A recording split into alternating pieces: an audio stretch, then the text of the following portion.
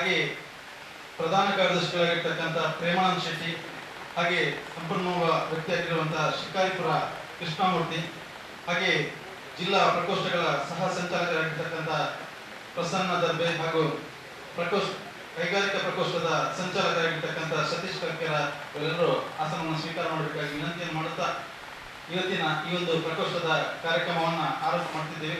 ಮೊದಲಾಗಿ ವಂದೇ ಮಾತರಂ ಮೂಲಕ ಈ ಒಂದು ಪ್ರಕೋಷ್ಠದ ಸಮಾವೇಶಕ್ಕೆ ಚಾಲನೆಯನ್ನು ನೀಡಿ. ಮಾತರಂ ವಂದೇ ಮಾತರಂ ಸುಜಲಾಂ ಸುಫಲಾಂ ಮಲಯಜ ಶೀತಲಾಂ ಸಸ್ಯ ಶ್ಯಾಮಲಾಂ ಮಾತರಂ ವಂದೇ ಮಾತರಂ ಶುಭ್ರಜೋತ್ಸ್ನಾಂ ಪುಲಕಿತಯಾಮಿನೀಂ ಫುಲ್ಲಕುಸುಮಿತದ್ರುಮದಲಶೋಭಿನೀಂ ಸುಹಾಸಿನೀಂ ಸುಮಧುರಭಾಷಿಣೀಂ ಸುಖದಾಂ ವರದಾಂ ಮಾತರಂ ವಂದೇ ಮಾತರಂ ಕೋಟಿ ಕೋಟಿ ಕಂಠ ಖಲಕಲ ನಿನಾದ ಕರಾಲೆ ಕೋಟಿ ಕೋಟಿ ಭುಜೈದ್ರತ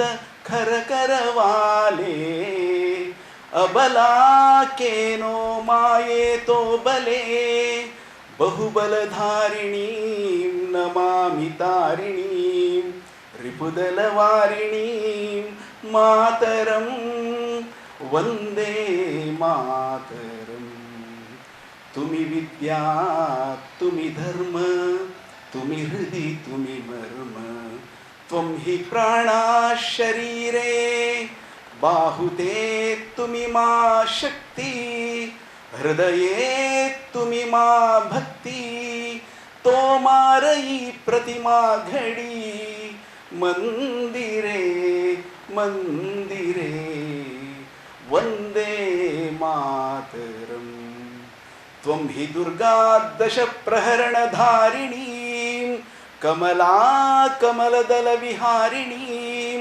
ವಾಣೀಂ ವಿದ್ಯಾದಾಯಿನೀಂ ನಮಾಮಿ ತ್ವಾಂ ನಮಾಮಿ ಕಮಲಾಂ ಅಮಲಾಂ ಅತುಲಾಂ ಸುಜಲಾಂ ಸುಫಲಾಂ ಮಾತರಂ ವಂದೇ ಮಾತರಂ ಶ್ಯಾಮಲಾಂ ಸರಳಾಂ ಸುಸ್ಮಿತಾಂ ಭೂಷಿತಾಂ ಧರಣೀಂ ಭರಣೀಂ ಮಾತರಂ ವಂದೇ ಮಾತರಂ ವಂದೇ ಮಾತರಂ. ಭಾರತ್ ಮಾತಾ ಕಿ ಜೈ. ಭಾರತ್ ಮಾತಾ ಕಿ ಜೈ. बोलो भारत माता की जय. वंदे वंदे बोलो भारत माता की जय. बोलो भारत माता की जय. भारतीय जनता पार्टी की जय. वंदे वंदे.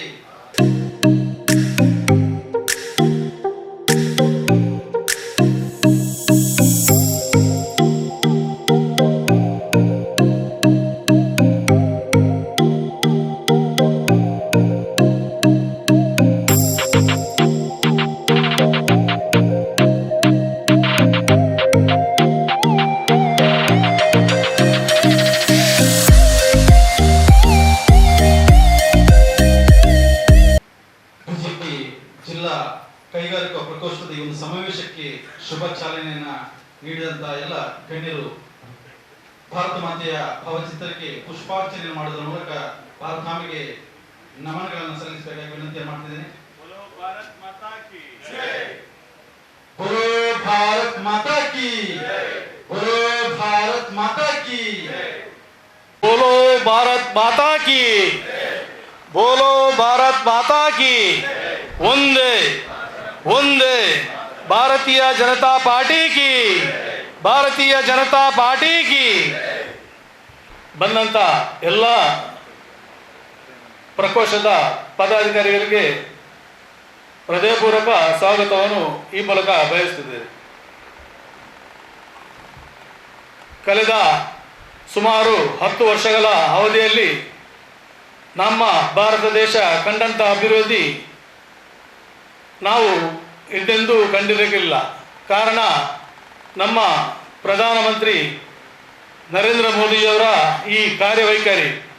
ಅವರನ್ನು ಇನ್ನೂ ನಮ್ಮ ದೇಶಕ್ಕೆ ಅಗತ್ಯ ಉಂಟು. ಅವರು ಇನ್ನೂ 5-10 ವರ್ಷ ನಮ್ಮ ಪ್ರಧಾನಮಂತ್ರಿ ಆಗಬೇಕಂತ ನಾವು ಕನಸು ಕಟ್ಟಿದ್ದೇವೆ. ಈ ಮೂಲಕ ನಾವೆಲ್ಲ ಒಗ್ಗಟ್ಟಿನಲ್ಲಿ ಈ ಲೋಕಸಭಾ ಚುನಾವಣೆಯಲ್ಲಿ ಪ್ರತಿಯೊಬ್ಬರು ಏಪ್ರಿಲ್ 26ನೇ ತಾರೀಕಿನಂದು ಪ್ರತಿಯೊಬ್ಬರು ತನ್ನ ಅಮೂಲ್ಯವಾದ ಮತವನ್ನು ಹಾಕಿ ನಮ್ಮ ಪಕ್ಷವನ್ನು ಅತ್ಯಧಿಕ ಬಹುಮತದಿಂದ ವಿಜಯಶಾಲಿಯಾಗಿಸಬೇಕಂತ ನಮ್ಮೆಲ್ಲರ ಪ್ರಕೋಷ್ಠದ ಕೈಗಾರಿಕೆಯ ಎಲ್ಲ ಮುಖ್ಯಸ್ಥರ ಒಂದು ಆಶಯ. ನಾವು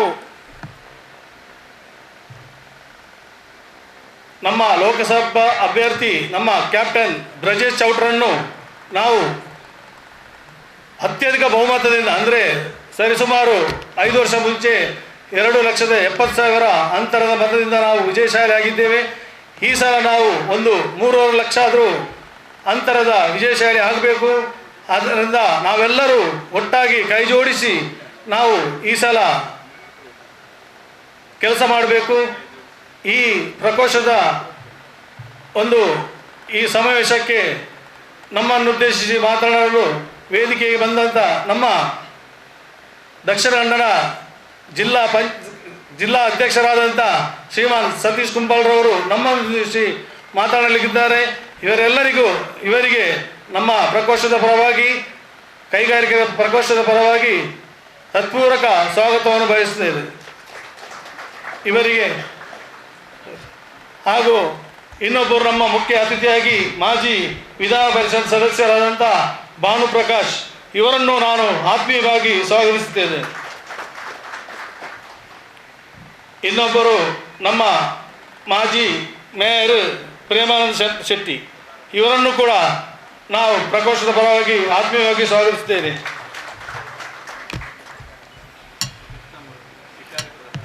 ಇನ್ನೊಬ್ಬರು ಹಿರಿಯವರಾದಂಥ ಶಿಕಾರಿಪುರದ ಕೃಷ್ಣಮೂರ್ತಿಯವರು ಇವರನ್ನು ಕೂಡ ಆತ್ಮೀಯವಾಗಿ ಸ್ವಾಗತಿಸುತ್ತೇನೆ. ಹಾಗೂ ನಮ್ಮ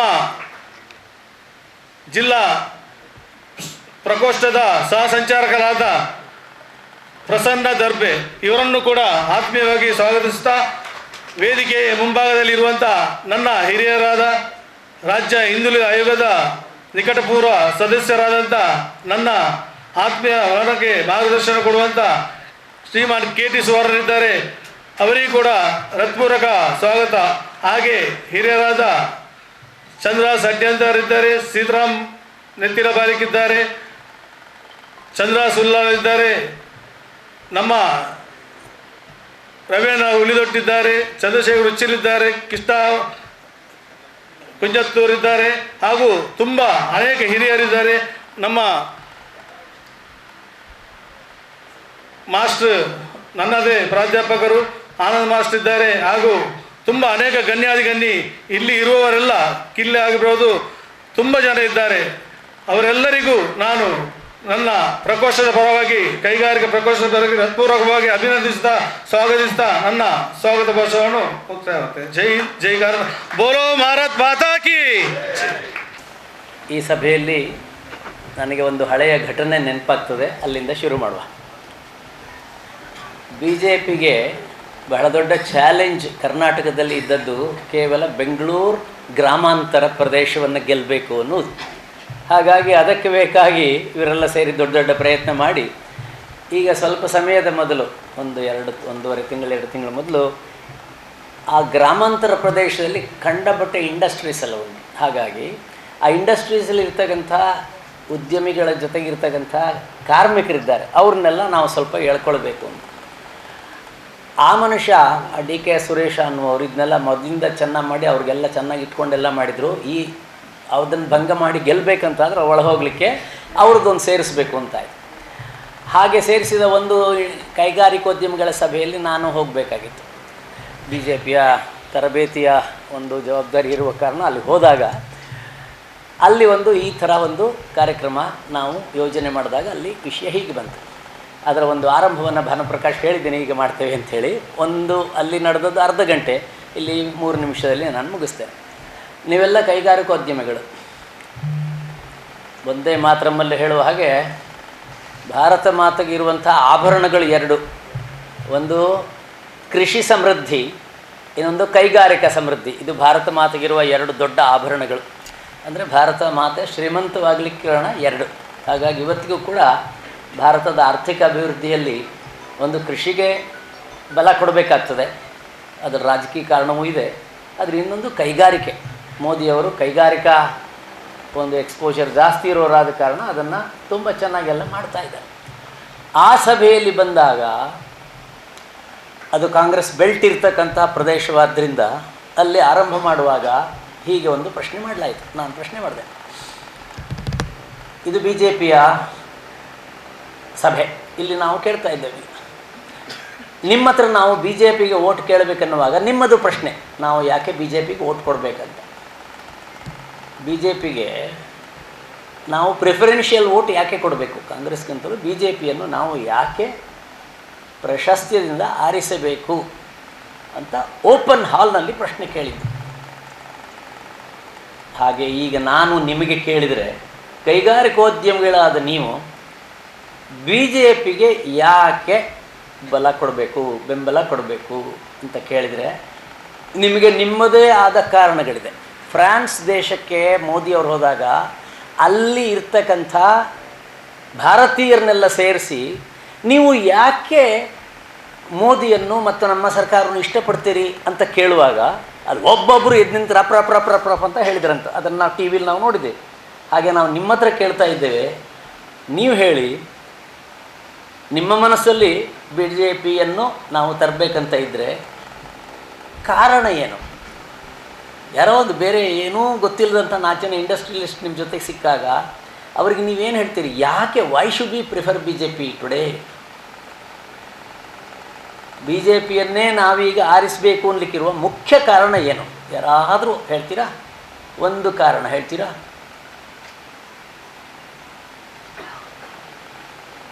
ಉಂಟ ಏನಾದರೂ ಕಾರಣ? ಬಿ ಜೆ ಪಿಯನ್ನು ನಾವು ಯಾಕೆ ಆರಿಸಬೇಕು? ಯಾವುದಾದ್ರು ಒಂದು ಪಾಯಿಂಟ್ ಹೇಳಿ. ಟ್ಯಾಕ್ಸ್ ವಿಷಯದಲ್ಲಿ ಏನಿರ್ತೀರಿ ನೀವು? ಹೇಳ್ತೀರಾ ಸರ್ ನೀವು? ಯಾಕೆ ನಾವು ಬಿ ಜೆ ಪಿಯನ್ನು ಆರಿಸಬೇಕು? ಮನಮೋಹನ್ ಸಿಂಗ್ರು ಮಾಡಲಿಕ್ಕೆ ಆಗದೇ ಇದ್ದದ್ದನ್ನು ಯಾವುದು ಇವರು ಮಾಡಿ ನಮಗೆ ಇಂಡಸ್ಟ್ರಿಗಳಿಗೆ ಹೆಲ್ಪ್ ಮಾಡಿದ್ದಾರೆ. ಇದು ವೈಚಾರಿಕವಾಗಿ ನಾವು ಮಂಥನ ಮಾಡಿ ನಮ್ಮ ಗುಂಪುಗಳಲ್ಲಿ ಚರ್ಚೆ ಮಾಡಿ ಹೇಳಬೇಕಾದ ವಿಷಯ ಇದು. ಏನೂ ತಿಳುವಳಿಕೆ ಇಲ್ಲದೆ ಅರ್ಧರ್ಧ ತಿಳ್ಕೊಂಡು ಅಥವಾ ಏನೂ ತಿಳ್ಕೊಳ್ದೆ ಅಥವಾ ದುರುದ್ದೇಶದ ಮೇಲೆ ಸಿದ್ದರಾಮಯ್ಯ ಅವರೆಲ್ಲರೂ ಕೂಡ ಭಾರತ ಸರ್ಕಾರದ ಈ ಟ್ಯಾಕ್ಸ್ ವಿಷಯದಲ್ಲಿ ಭಾರತ ಸರ್ಕಾರವನ್ನು ಬಂದಾಗ ಬೈತಾ ಇದ್ದಾರೆ. ಅದರ ಹಿಂದೆ ಯಾವುದೇ ಲಾಜಿಕ್ ಇಲ್ಲ ಮತ್ತು ಈ ಅರ್ಥಶಾಸ್ತ್ರದ ವ್ಯವಸ್ಥೆಯ ಒಳಗೆ ಇಲ್ಲವೇ ಇಲ್ಲ. ಅದು ಹೊರಗಿಂದಲೇ ಮಾತಾಡುವಂಥ. ನಾವು ಕಲೆಕ್ಟ್ ಮಾಡಿದ್ದೆಲ್ಲ ದುಡ್ಡು ನಮಗೆ ಕೊಡಿ, ನಾನ್ಸೆನ್ಸ್, ಇಂಥವೆಲ್ಲ ಕೆಲವೆಲ್ಲ ಆಡ್ತಾರೆ. ಹಾಗಾಗಿ ನೀವು ಪ್ರಜ್ಞಾವಂತರಾದ ಕೈಗಾರಿಕೋದ್ಯಮಿಗಳು ನಿಮ್ಮ ಗೆಳೆಯರ ಪರಿಸರದಲ್ಲಿ ಅವರು ಒಪ್ಪುವಂತೆ ತರ್ಕಬದ್ಧವಾಗಿ ಯಾಕೆ ಬಿ ಜೆ ಪಿ ಬೇಕು, ಬಿ ಜೆ ಪಿಯನ್ನೇ ನಾವು ಯಾಕೆ ಆರಿಸಬೇಕು ಭಾರತ ಪ್ರಗತಿ ದೃಷ್ಟಿಯಿಂದ ಅಂತ ಕೇಳಿದರೆ ನಿಮ್ಮ ಹತ್ರ ಹೇಳಲಿಕ್ಕೆ ಕಾರಣ ಉಂಟಾ? ಏನುಂಟು? ಏನಾದರೂ ಏನುಂಟು ಸರ್? ಒಂದು ಪಾಯಿಂಟ್ ಹೇಳಿ ಸಾಕು. ಹಾಂ ಹಾಂ ಹಾಂ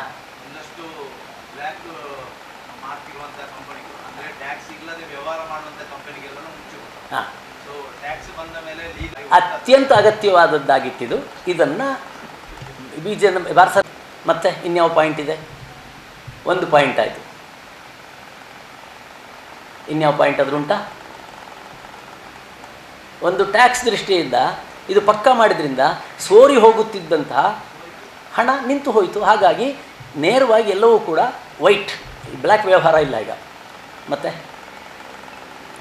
ಕೈಗಾರಿಕೆಗಳ ಬೆಳವಣಿಗೆಗೆ ಏನಾದರೂ ಪ್ರೋತ್ಸಾಹ ಉಂಟಾ ಭಾರತ ಸರ್ಕಾರದಿಂದ? ಹೇಳಿ.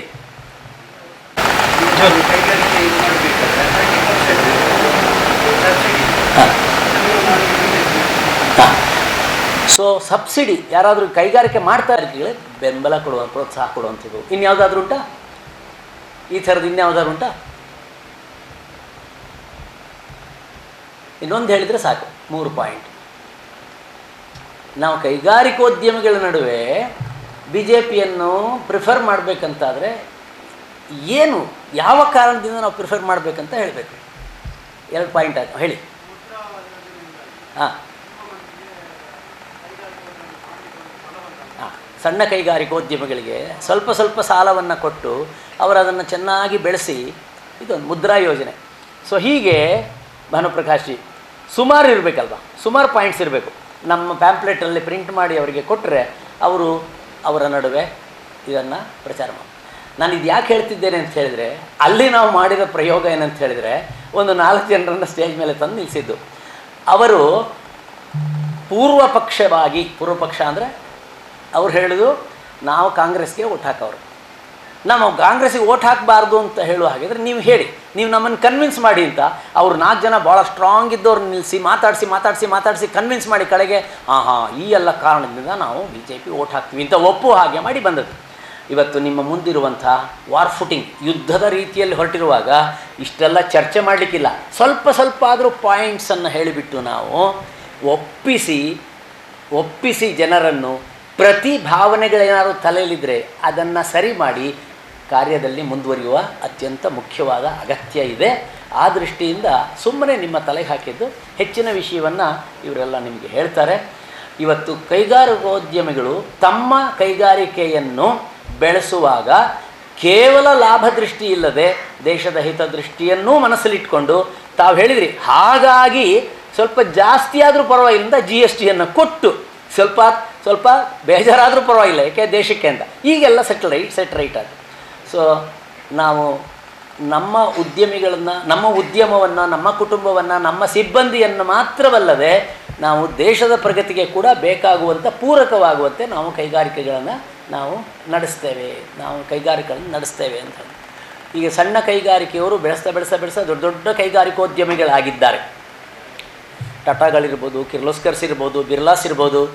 ಅವರೆಲ್ಲ ಆಗುವಾಗ, ನಾನು 2ನೇ ಪಾಯಿಂಟಿಗೆ ಬಂದೀನಿ, ಅವರೆಲ್ಲ ಆಗುವಾಗ ಆ ಉದ್ಯಮಗಳನ್ನು ಬೆಳೆಸುವಾಗ ನಾನು ಆ ವಿಷಯದಲ್ಲಿ ಸ್ವಲ್ಪ ಅಧ್ಯಯನ ಮಾಡೋದು ಅನ್ನೋದು ಹೇಳ್ತೀನಿ. ಅವರು ಒಂದು ಪ್ರಿನ್ಸಿಪಲ್ ಮೇಲೆ ಬೆಳೆಸಿದ್ದಾರೆ. ಏನು ಪ್ರಿನ್ಸಿಪಲ್ ಅದು? ಈ ಎಲ್ಲ ನಿರ್ವಹಣಾ ವ್ಯವಸ್ಥೆಯಲ್ಲಿ, ಮ್ಯಾನೇಜ್ಮೆಂಟ್ ಸೈನ್ಸ್ನಲ್ಲಿ ನಿಮಗೆಲ್ಲ ಗೊತ್ತಿದೆ, ಇವತ್ತು ಯುರೋಪ್ ಮತ್ತು ಅಮೆರಿಕಾ, ಸ್ಪೆಷಲಾಗಿ ಕೊರಿಯಾ, ಅವರು ಮಾಡಿದಂಥ ಒಂದು ಸ್ಟ್ರಾಂಗ್ ತತ್ವ ಏನು, ಅದನ್ನು ನಮ್ಮ MBA ಸ್ಟೂಡೆಂಟ್ಸಿಗೆ ನಾವು ಕಲಿಸ್ತೇವೆ. ಭಾಳ ಸ್ಟ್ರಾಂಗ್ ತತ್ವ ಅಂದರೆ ಎರಡೇ ಅದನ್ನು ನಮ್ಮ ದೇಶಕ್ಕೆ ತಂದವರು ನಾರಾಯಣ ಮೂರ್ತಿಯವರು, ನಮ್ಮ ಇನ್ಫೋಸಿಸ್ನವರು. ಏನದು ಅಂದರೆ, ಪ್ರತಿಯೊಂದು ಉದ್ಯಮದಲ್ಲೂ ಕೂಡ ಕಾರ್ಪೊರೇಟ್ ಕಲ್ಚರ್ ತರಬೇಕು ಅಂತ ಆದರೆ 2 ಪ್ರಿನ್ಸಿಪಲ್ ಇರಬೇಕು. ಒಂದು ಜಾಬ್ ಸ್ಪೆಸಿಫಿಕೇಷನ್, ನಿರ್ದಿಷ್ಟವಾದ ಜವಾಬ್ದಾರಿ, ನಿರ್ದಿಷ್ಟವಾದ ಕಾರ್ಯ. 2ನೇದು accountability. Job specification and accountability. ಇವತ್ತು ಜಗತ್ತಿನಲ್ಲಿ ಎಲ್ಲ ಕಡೆಯಲ್ಲಿ ನಮ್ಮ IT-ನವರು ಅಷ್ಟು ವೈಭವದಲ್ಲಿ ಮೆರೀಲಿಕ್ಕೆ ಕಾರಣ ಅವರು ಈ 2 ಪ್ರಿನ್ಸಿಪಲ್ಸ್ ಮೇಲೆ ಕೆಲಸ ಮಾಡಿದ್ದಾರೆ. ಬರುವವರಿಗೆ ನೋಡಯ್ಯ, ನಿನ್ನ ಕೆಲಸ ಇದು, ಜಾಬ್ ಸ್ಪೆಸಿಫಿಕೇಷನ್ 1 ತಿಂಗಳಲ್ಲಿ ಮಾಡ್ತೀಯಾ, 3 ತಿಂಗಳಲ್ಲಿ ಮಾಡ್ತೀಯಾ, ನಿನಗೆ ಬಿಟ್ಟದ್ದು. ಇದಾದ ಮೇಲೆ ಕೆಲಸ ಸರಿಯಾಗಿದೆಯಾ ಇಲ್ವ ಅಂತ ನಾವು ನೋಡಿ ಮತ್ತೆ ಕೊಡ್ತೇವೆ ಅಂತ. ಹಾಗಾಗಿ IT ಇಂಡಸ್ಟ್ರಿ ಭಾಳ ಚೆನ್ನಾಗಿ ಬೆಳೆದಿದೆ. ನಮ್ಮ ಬಹುಪಾಲು ಉದ್ಯಮಗಳಲ್ಲಿ, ನಿಮ್ಮ ಉದ್ಯಮದಲ್ಲಿ ಕೂಡ ಬರುವ ಪ್ರತಿಯೊಬ್ಬರಿಗೂ ಕೂಡ ಜಾಬ್ ಸ್ಪೆಸಿಫಿಕೇಷನ್ ಉಂಟಾ ಇಲ್ವಾ? ಉಂಟಾ ಸರ್? ಎಲ್ರಿಗೂ ಕೂಡ ನಿರ್ದಿಷ್ಟವಾದ ಕೆಲಸ ಇದೆ, ನೀನು ಈ ಕೆಲಸ ಮಾಡಬೇಕು, ದಿವಸ, 1 ವಾರ, ತಿಂಗಳಾದಮೇಲೆ ಆ ಕೆಲಸ ಸರಿ ಮಾಡಿದ್ದಾನ ಇಲ್ವಾ ಅಂತ ನೋಡಿಕೊಂಡು ಅದರ ಆಧಾರದ ಮೇಲೆ ಅವನ ಸಂಬಳ, ಪ್ರಮೋಷನ್ ಇತ್ಯಾದಿಗಳು ಆಗುತ್ತೆ. ಇದನ್ನು ಕಾರ್ಪೊರೇಟ್ ಕಲ್ಚರ್ ಅಂತ ಹೇಳೋದು. ಕಾರ್ಪೊರೇಟ್ ಕಲ್ಚರ್ ಅಂತ. ನಿಮ್ಮ ಉದ್ಯಮಗಳು ಬೆಳೀಲಿಕ್ಕೆ ಕಾರಣ ಇವೆರಡು ಸರಿ ಇದೆ ಅಂತ. ಇವತ್ತು ಭಾರತ ದೇಶದಲ್ಲಿ ಇವೆರಡೂ ಎಲ್ಲ ಕಡೆ ಸರಿಯಾದರೆ ಎಷ್ಟು ಒಳ್ಳೆಯದಾಗ್ತದೆ. ನಮ್ಮ ತಾಲೂಕು ಆಫೀಸಲ್ಲಿ ಇದು ಸರಿಯಾದರೆ ಎಷ್ಟು ಒಳ್ಳೆಯದಾಗ್ತದೆ. ನಮ್ಮ ತಾಲೂಕು ಆಫೀಸಲ್ಲಿ ಇರ್ತಕ್ಕಂಥ ಒಬ್ಬ ಕ್ಲಾರ್ಕ್ನಿಗೆ ಅವನ ಕೆಲಸ ಏನು, ನಿರ್ದಿಷ್ಟವಾದ ಕೆಲಸ ಏನು, ಅವನ ಜವಾಬ್ದಾರಿ ಏನು ಅಂಥೇಳಿ ಅವ ಸಂಜೆ ಹೊತ್ತಿಗೆ ಅಷ್ಟು ಕೆಲಸ ಮಾಡದಿದ್ದರೆ ಶೋಕಾಸ್ ನೋಟಿಸ್ ಕೊಟ್ಟು ನಮ್ಮ ಬ್ಯಾಂಕ್ಗಳೆಲ್ಲ ಉದ್ಧಾರ ಆಗಿದ್ದು ಹೀಗೆ. ಎಷ್ಟೊತ್ತಾದರೂ ಆಗಲಿ ಸಂಜೆ ಒಳಗೆ ನಿಮ್ಮ ಇವತ್ತಿನ ಕೆಲಸ ಮುಗಿಸಿ ಹೋಗಬೇಕು ಅಂತ. ನಮ್ಮ ತಾಲೂಕು ಆಫೀಸ್ನಲ್ಲೇ ಇದನ್ನು ಮಾಡಿ ಎಷ್ಟು ಚೆನ್ನಾಗಿರ್ತದೆ? ಇಲ್ಲವೇ ಇಲ್ಲ. ಹಾಗಾಗಿ ಈ ಪ್ರೈವೇಟ್ ಸೆಕ್ಟ್ರಲ್ಲಿ ಬೆಳೆದಷ್ಟು ಚೆನ್ನಾಗಿ ಪಬ್ಲಿಕ್ ಸೆಕ್ಟ್ರಲ್ಲಿ ಬೆರೀತಾ ಇಲ್ಲ. ನಮ್ಮ HMT ಮುಚ್ಚಿ ಹೋಯಿತು, ಕಿರ್ಲೋಸ್ಕರ್ಸ್ ಮುಚ್ಚಿ ಹೋಯಿತು. ಈ ಕೈಗಾರಿಕೆಗಳೆಲ್ಲ ಮುಚ್ಚೋಗ್ಲಿಕ್ಕೆ ಕಾರಣ ಅಂದರೆ ಈ ಪ್ರಿನ್ಸಿಪಲ್ಸನ್ನು ಕಳೆದುಕೊಂಡದ್ದು. ಪ್ರತಿಯೊಬ್ಬ ವ್ಯಕ್ತಿಗೂ ಅವನ ತಲೆಗೆ ಕಟ್ಟಬೇಕು, this is your responsibility, you have to do it ಅಂತ. ಅವ ಮಾಡಿದ್ದಾನ ಇಲ್ವಾ ಅಂತ ನೋಡಲಿಕ್ಕೆ ಸಂಜೆ ಆದ ನಂತರ ಅಥವಾ ಒಂದು ತಿಂಗಳಾದ ವಾರ ಆದ ನಂತರ ನೋಡಿ, ಅವ ಮಾಡಿದ್ದಾನೆ ಅಂತಾದರೆ ಪ್ರಮೋಷನ್, ಮಾಡಲಿಲ್ಲ ಅಂತಾದರೆ ಡಿಮೋಷನ್, ಮತ್ತು ನಿನ್ನಿಂದ ಕೈಗಾರಿಕೆಗೆ ಆಗಿರುವ ನಷ್ಟವನ್ನು ತುಂಬಿಸಲಿಕ್ಕೆ ನಿನ್ನ ಸಂಬಳವನ್ನು ಕಟ್ ಮಾಡ್ತೇವೆ. ನಿರ್ದಾಕ್ಷಿಣ್ಯವಾಗಿ ಇದನ್ನು ಮಾಡ್ತಾರೆ. ಈ ಒಂದು ಸಂಸ್ಕೃತಿ ಇಟ್ಕೊಂಡು ನೀವೆಲ್ಲರೂ ನಿಮ್ಮ ಉದ್ಯಮವನ್ನು ಬೆಳೆಸ್ತಾ ಇದ್ದೀರಿ. ಇದೇ ರೀತಿ ಭಾರತ ಬೆಳಿಬೇಕು ಅನ್ನುವುದು ನಮ್ಮ ಶ್ರದ್ಧೆಯ ಪ್ರಧಾನಮಂತ್ರಿಗಳ ಒಂದು ಆಸೆ. ಈಗ ಮೊದಲು ಸ್ವಲ್ಪ ಮಾತಾಡ್ತಿದ್ವಿ ನಾವು. ಅದೇ ಕಲ್ಚರಲ್ಲಿ ಬಂದಂಥವರು ಪ್ರಧಾನಮಂತ್ರಿಗಳಿಗೆ 2ನೇವರಾಗಿರ್ತಕ್ಕಂಥ ಅಮಿತ್ ಶಾ ಅವರು ನನಗೆ ಚೆನ್ನಾಗಿ ಗೊತ್ತಿದೆ. ಬೆಂಗಳೂರಿನ ಒಂದು ಸಭೆಯಲ್ಲಿ ಅವ್ರು ಭಾಳ ಚೆನ್ನಾಗಿ ಹೇಳಿದರು, we have to bring corporate culture into BJP. Bhanuprakash ಹೇಳಿದರು ಅದೆಲ್ಲ ಕಷ್ಟ ಭಾಳ ಕಷ್ಟ ಅಂತ. ಪಾರ್ಟಿಲಿರುವ ಪ್ರತಿಯೊಬ್ಬರಿಗೂ ಕೂಡ ಇದು ನಿನ್ನ ನಿರ್ದಿಷ್ಟ ರೆಸ್ಪಾನ್ಸಿಬಿಲಿಟಿ. ನೀನು 50 ಮನೆಗಳ 200 ಓಟುಗಳನ್ನು ಒಂದು ವಾರದಲ್ಲಿ ಮಾತಾಡಿಸಿ ಬಂದು ಎಷ್ಟು ಗ್ಯಾರಂಟಿ ನಮಗೆ ಬರ್ತದೆ ಅಂತ ಲೆಕ್ಕ ಕೊಡ್ಬೇಕು. ನೀವು ಅದರಲ್ಲಿ ಎಷ್ಟು ಕಡಿಮೆ ಆಗ್ತದೆ ಅಂತ ನೋಡಿ ಅವ್ರನ್ನ ನೆಕ್ಸ್ಟ್ ವೀಕ್ ಮತ್ತೆ ಕಾಂಟ್ಯಾಕ್ಟ್ ಮಾಡಿ, ಕಡೆಗೆ 26ನೇ ತಾರೀಕು ಜೂನ್ ಹೊತ್ತಿಗೆ ನಮಗೆ ಮತದಾನ ಆದಾಗ ಆ 1000 ಓಟಲ್ಲಿ ನಮಗೆ 800 ಓಟ್ ಬರ್ತದೆ ಅಂತ ನೀನು ಹೇಳಿದ್ದೆ, 800 ಬಂದಿದೆ ಅಂತಾದರೆ ನಿನಗೆ ಸಕ್ಸಸ್ ಆಯಿತು.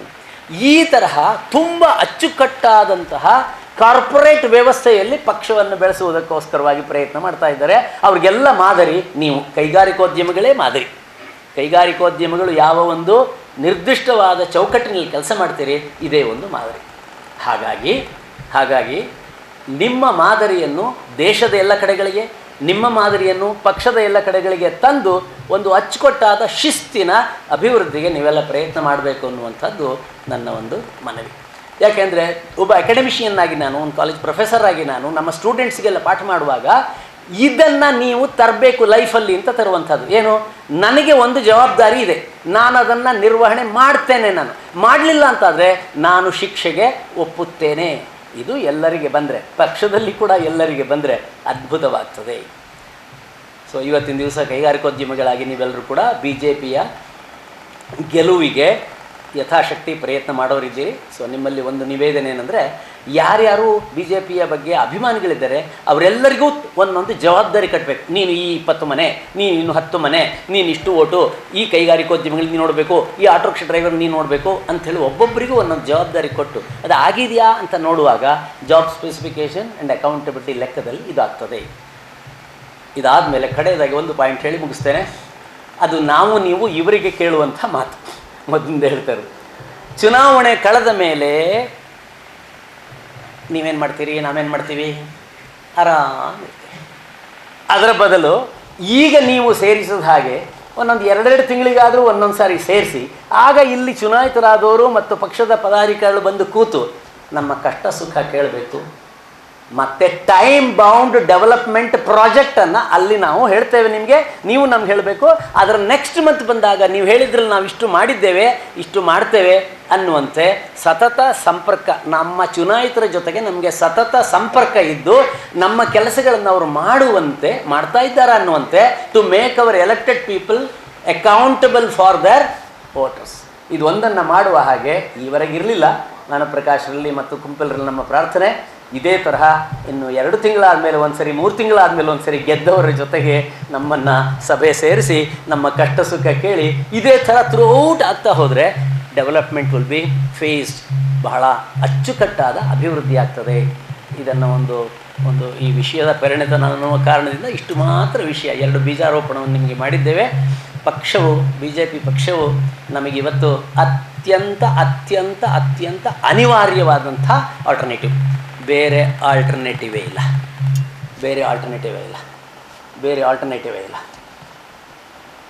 ಮಹಿಳೆಯರದ ಒಂದು ದೊಡ್ಡ ಕಾರ್ಯಕ್ರಮದಲ್ಲಿ ನಿನ್ನೆ ದಿವಸ ನಾನು ಅಲ್ಲಿದ್ದೆ. ನಮ್ಮ ಸ್ನೇಹಿತರಾದ ಕೋಟ ಶ್ರೀನಿವಾಸ ಪೂಜಾರಿಯವರ ಕರೆಯ ಮೇರೆಗೆ ಅಲ್ಲಿ ಹೋಗಿದ್ದೆ. ಅಷ್ಟು ಜನ ಹೆಂಗಸರಲ್ಲೇ ಇದ್ದರು. ಅವ್ರದ್ದೆಲ್ಲ ಎದ್ದೆದ್ದು ನಿಂತು ಎಲ್ಲ ಹೇಳೋದೇನೆಂದರೆ, ನಮಗೆ 2,000 ರೂಪಾಯಿ ಕೊಡ್ತಾ ಇದ್ದಾರೆ ಸಿದ್ದರಾಮಯ್ಯ, ನಮಗೆ ಇದು ಕೊಡ್ತಾ ಇದ್ದಾರೆ ಅಂತ ಜನ ಹೇಳುವಾಗ ಅವ್ರಿಗೇನು ಉತ್ತರ ಏನು ಕೊಡಬೇಕು ಅಂತ. ಆವಾಗ ಒಂದು ಪ್ರಿಂಟೆಡ್ ಇದು ಕೊಟ್ಟು 20 ಐಟಮ್ಸ್ ಕೊಟ್ಟು, ಎಂಥದ್ದು ನಾರಿ ನಾರಿ ಶಕ್ತಿಯ ವರ್ಧನೆಗೋಸ್ಕರ. ಇದು ಡೆಲ್ಲಿ ಉತ್ತರ ಭಾರತದಲ್ಲಿ ಎಲ್ಲ ಕಡೆ ಚೆನ್ನಾಗಾಗಿದೆ. ಕರ್ನಾಟಕದಲ್ಲಿ ದರಿದ್ರ ನಮ್ಮ ಪಾಪದಿಂದ ನಾವೀಗ ಇವ್ರನ್ನ ತಂದು ಇಟ್ಕೊಂಡಿದ್ದೇವೆ. ಆದ್ದರಿಂದ ಇದು ಹೆಚ್ಚು ಪ್ರಚಾರ ಆಗ್ತಿಲ್ಲ. ಇವತ್ತು ಆ ಕಾಂಗ್ರೆಸ್ಸಿನ ಈ ಅಪಪ್ರಚಾರದ ವಿರುದ್ಧವಾಗಿ ನಾವು ಇದನ್ನು ಪ್ರಚಾರ ಮಾಡಬೇಕಾದ್ರೆ ತುಂಬ ಎನ್ಕೌಂಟ್ರಿಂಗ್ ತುಂಬ ಆಗಬೇಕಾಗತ್ತೆ. ಆ ಥರ ನಮ್ಮ ಸಾರ್ವಜನಿಕರಲ್ಲಿ ಇವರು ಕಾಂಗ್ರೆಸ್ನವ್ರು ಹೇಗೆ ದಾರಿ ತಪ್ಪಿಸಿ ಒಂದು ಸ್ವಲ್ಪ ಏನೋ ಕೊಟ್ಟು ಏನೋ ಮಾಡ್ತೀವಿ ಅಂತ ಹೇಳ್ತಾ ಇದ್ದಾರೆ. ಅದಕ್ಕೆ ಪ್ರತಿಯಾಗಿ ಸ್ವಲ್ಪ ವಿವೇಚನೆ ಮಾಡಿ ಅಂತ ನಮ್ಮ ಜನಗಳಿಗೆ ಹಚ್ಚಿ ನಮ್ಮ ಆಲ್ಟರ್ನೇಟಿವ್ ಇದನ್ನು ನಾವು ಕೊಡಬೇಕಾಗತ್ತೆ. ಅದಕ್ಕೆ ಬೇಕಾಗಿ ನಾವು ಆಶ್ವಾಸನೆ ಕೊಡಬೇಕಾದ ಇವರಿಗೆ ಪ್ರಗತಿಯ ಆಶ್ವಾಸನೆಯನ್ನು ನಾವು ಕೊಡಬೇಕು. ಅದಕ್ಕೇನು ಮಾಡಬೇಕು? 2 ತಿಂಗಳಿಗೆ ಒಂದು ಸರಿ ಕೈಗಾರಿಕೋದ್ಯಮಿಗಳ ಸಭೆ, ಯಾರ ಜೊತೆಗೆ? ಗೆದ್ದವರ ಜೊತೆಗೆ. ಅದನ್ನು ಕರೆಯಬೇಕು. ನೀವು ಕರೆದುಬಿಟ್ಟು ಈ ರೀತಿಯಲ್ಲಿ ಅವರು ಉತ್ತರವಾದಿಗಳಾಗುವಂತೆ, ಅವರು ಕೂಡ ಈ ಪ್ರೋಗ್ರೆಸ್ಸಲ್ಲಿ ಬೆಳವಣಿಗೆ ಆಗುವಂತೆ ಭಾಗವಹಿಸುವಂತೆ ಮಾಡಬೇಕು ಅನ್ನುವಂಥ 1-2 ಸಂದೇಶದೊಂದಿಗೆ ಎಲ್ರಿಗೂ ನಮಸ್ಕಾರ. ವಿಶೇಷವಾಗಿ ಮಾತಾಡಿದಂಥ ಶಿಕಾರಿಪುರ ಕೃಷ್ಣಮೂರ್ತಿ ಅವರಿಗೆ ವಂದನೆಗಳು. ನಮ್ಮ ಈ ಒಂದು ಕೈಗಾರಿಕಾ ಪ್ರಕೋಷ್ಠದ ಸಮಾವೇಶದಲ್ಲಿ ಕೈಗಾರಿಕೆ ಎಷ್ಟು ನಮಗೆ ಅನಿವಾರ್ಯ, ಅದರ ಜೊತೆಗೆ ಪರಿಸರ ಜಾಗೃತಿ ಕೂಡ ಅಷ್ಟೇ ಅನಿವಾರ್ಯವಾಗಿರುವಂಥದ್ದು. ಪರಿಸರಕ್ಕೆ ಬಹಳ ವಿಶೇಷವಾಗಿರ್ತಕ್ಕಂಥ ಕೊಡುಗೆಯನ್ನ ಈ ನಮ್ಮ ಜಿಲ್ಲೆಯಲ್ಲಿ ಕೊಟ್ಟಿರ್ತಕ್ಕಂಥ ಮಾಧವ್ ಉಳ್ಳಲ್ ಅವರು ನಮ್ಮ ಜೊತೆ ಇದ್ದಾರೆ. ಅವರಿಗೆ ನಮ್ಮ ಭಾರತೀಯ ಜನತಾ ಪಾರ್ಟಿ ಜಿಲ್ಲೆಯ ಪರವಾಗಿ ಅವರಿಗೆ ಒಂದು ಅಭಿನಂದನೆ ಮಾಡುವಂತ ನೆಲೆಯಲ್ಲಿ ದಯವಿಟ್ಟು ಮಾಧವ್ ಉಳ್ಳಲ್ ಅವರು ವೇದಿಕೆ ಬರಬೇಕಾಗಿ ವಿನಂತಿಯನ್ನು ಮಾಡ್ತಿದ್ದೇನೆ. ಸಂಘ ಸಂಸ್ಥೆಗಳಲ್ಲಿ ಪ್ರಶಸ್ತಿಗಳನ್ನು ಪಡೆದಿರ್ತಕ್ಕಂತಹ ಸಾಲು ಮರದ ತಿಮ್ಮಕ್ಕನ ರೀತಿಯಲ್ಲಿ ನಮ್ಮ ಜಿಲ್ಲೆಯಲ್ಲಿ ಕೆಲಸ ಮಾಡಿಕೊಂಡು ಬಂದಿರತಕ್ಕಂಥ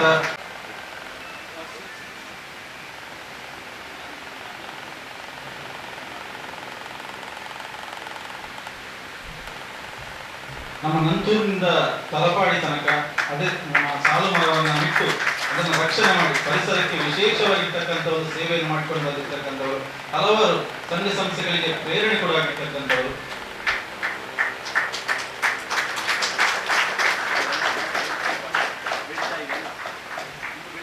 ಒಂದು ವೇಳೆ ಈ ಸಮಾವೇಶವನ್ನು ಉದ್ದೇಶಿಸಿ ತಮ್ಮೆಲ್ಲರನ್ನ ಉದ್ದೇಶಿಸಿ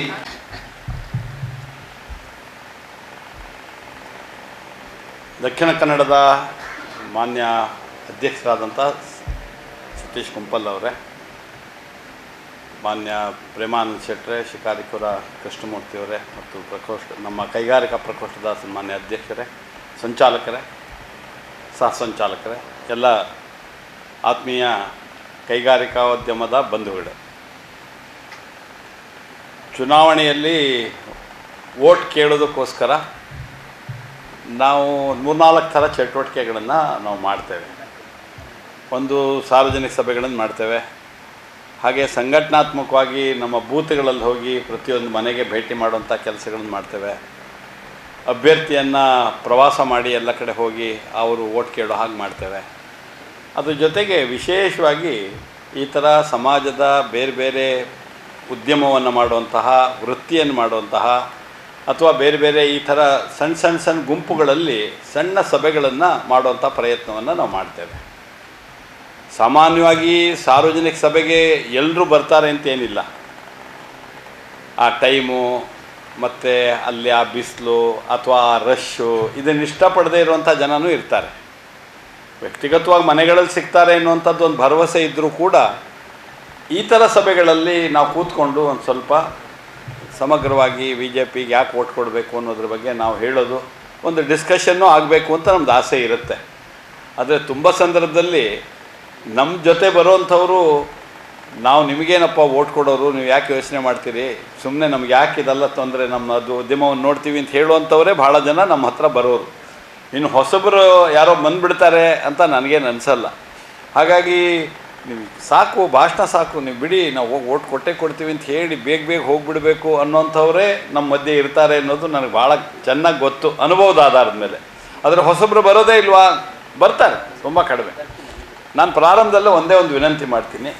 ಈ ದೇಶದ ಹೆಮ್ಮೆ ಅಂತ ಹೇಳಿದ್ರೆ ಒಬ್ಬ ರೈತ, ಒಬ್ಬ ಸೈನಿಕ, ಒಬ್ಬ ಕೈಗಾರಿಕೋದ್ಯಮಿ. ನಾವು ಈ ಸತಿ ನಮ್ಮ ಗಡಿ ಕಾಯುವಂತಹ ಸೈನಿಕರಿಗೆ ಪ್ರಾತಿನಿಧ್ಯವನ್ನು ನೋಡ್ತಾ ನಮ್ಮ ಬ್ರಿಜೇಶ್ ಚೌಟ್ರಿಗೆ ನಾವು ಅಭ್ಯರ್ಥಿಯಾಗಿ ಅವಕಾಶ ಕೊಟ್ಟಿದ್ದೇವೆ. ತಾವೆಲ್ಲರೂ ಕೂಡ ದಯಮಾಡಿ ಅವ್ರನ್ನ ಬೆಂಬಲಿಸಿ ಕಮಲದ ಗುರುತಿಗೆ ಓಟ್ ಕೊಡಬೇಕು ಅನ್ನೋಂಥ ವಿನಂತಿಯನ್ನು ಪ್ರಾರಂಭದಲ್ಲಿ ನಾನು ಮಾಡ್ತೇನೆ. ಕೈಗಾರಿಕೆ ಬಗ್ಗೆ ವಿಶೇಷವಾಗಿ ನಾನೇನು ಹೇಳಕ್ಕೆ ಹೋಗೋದಿಲ್ಲ. ಒಂದು ಮಾತನ್ನು ಮಾತ್ರ ನಾನು ಹೇಳ್ಬೋದು.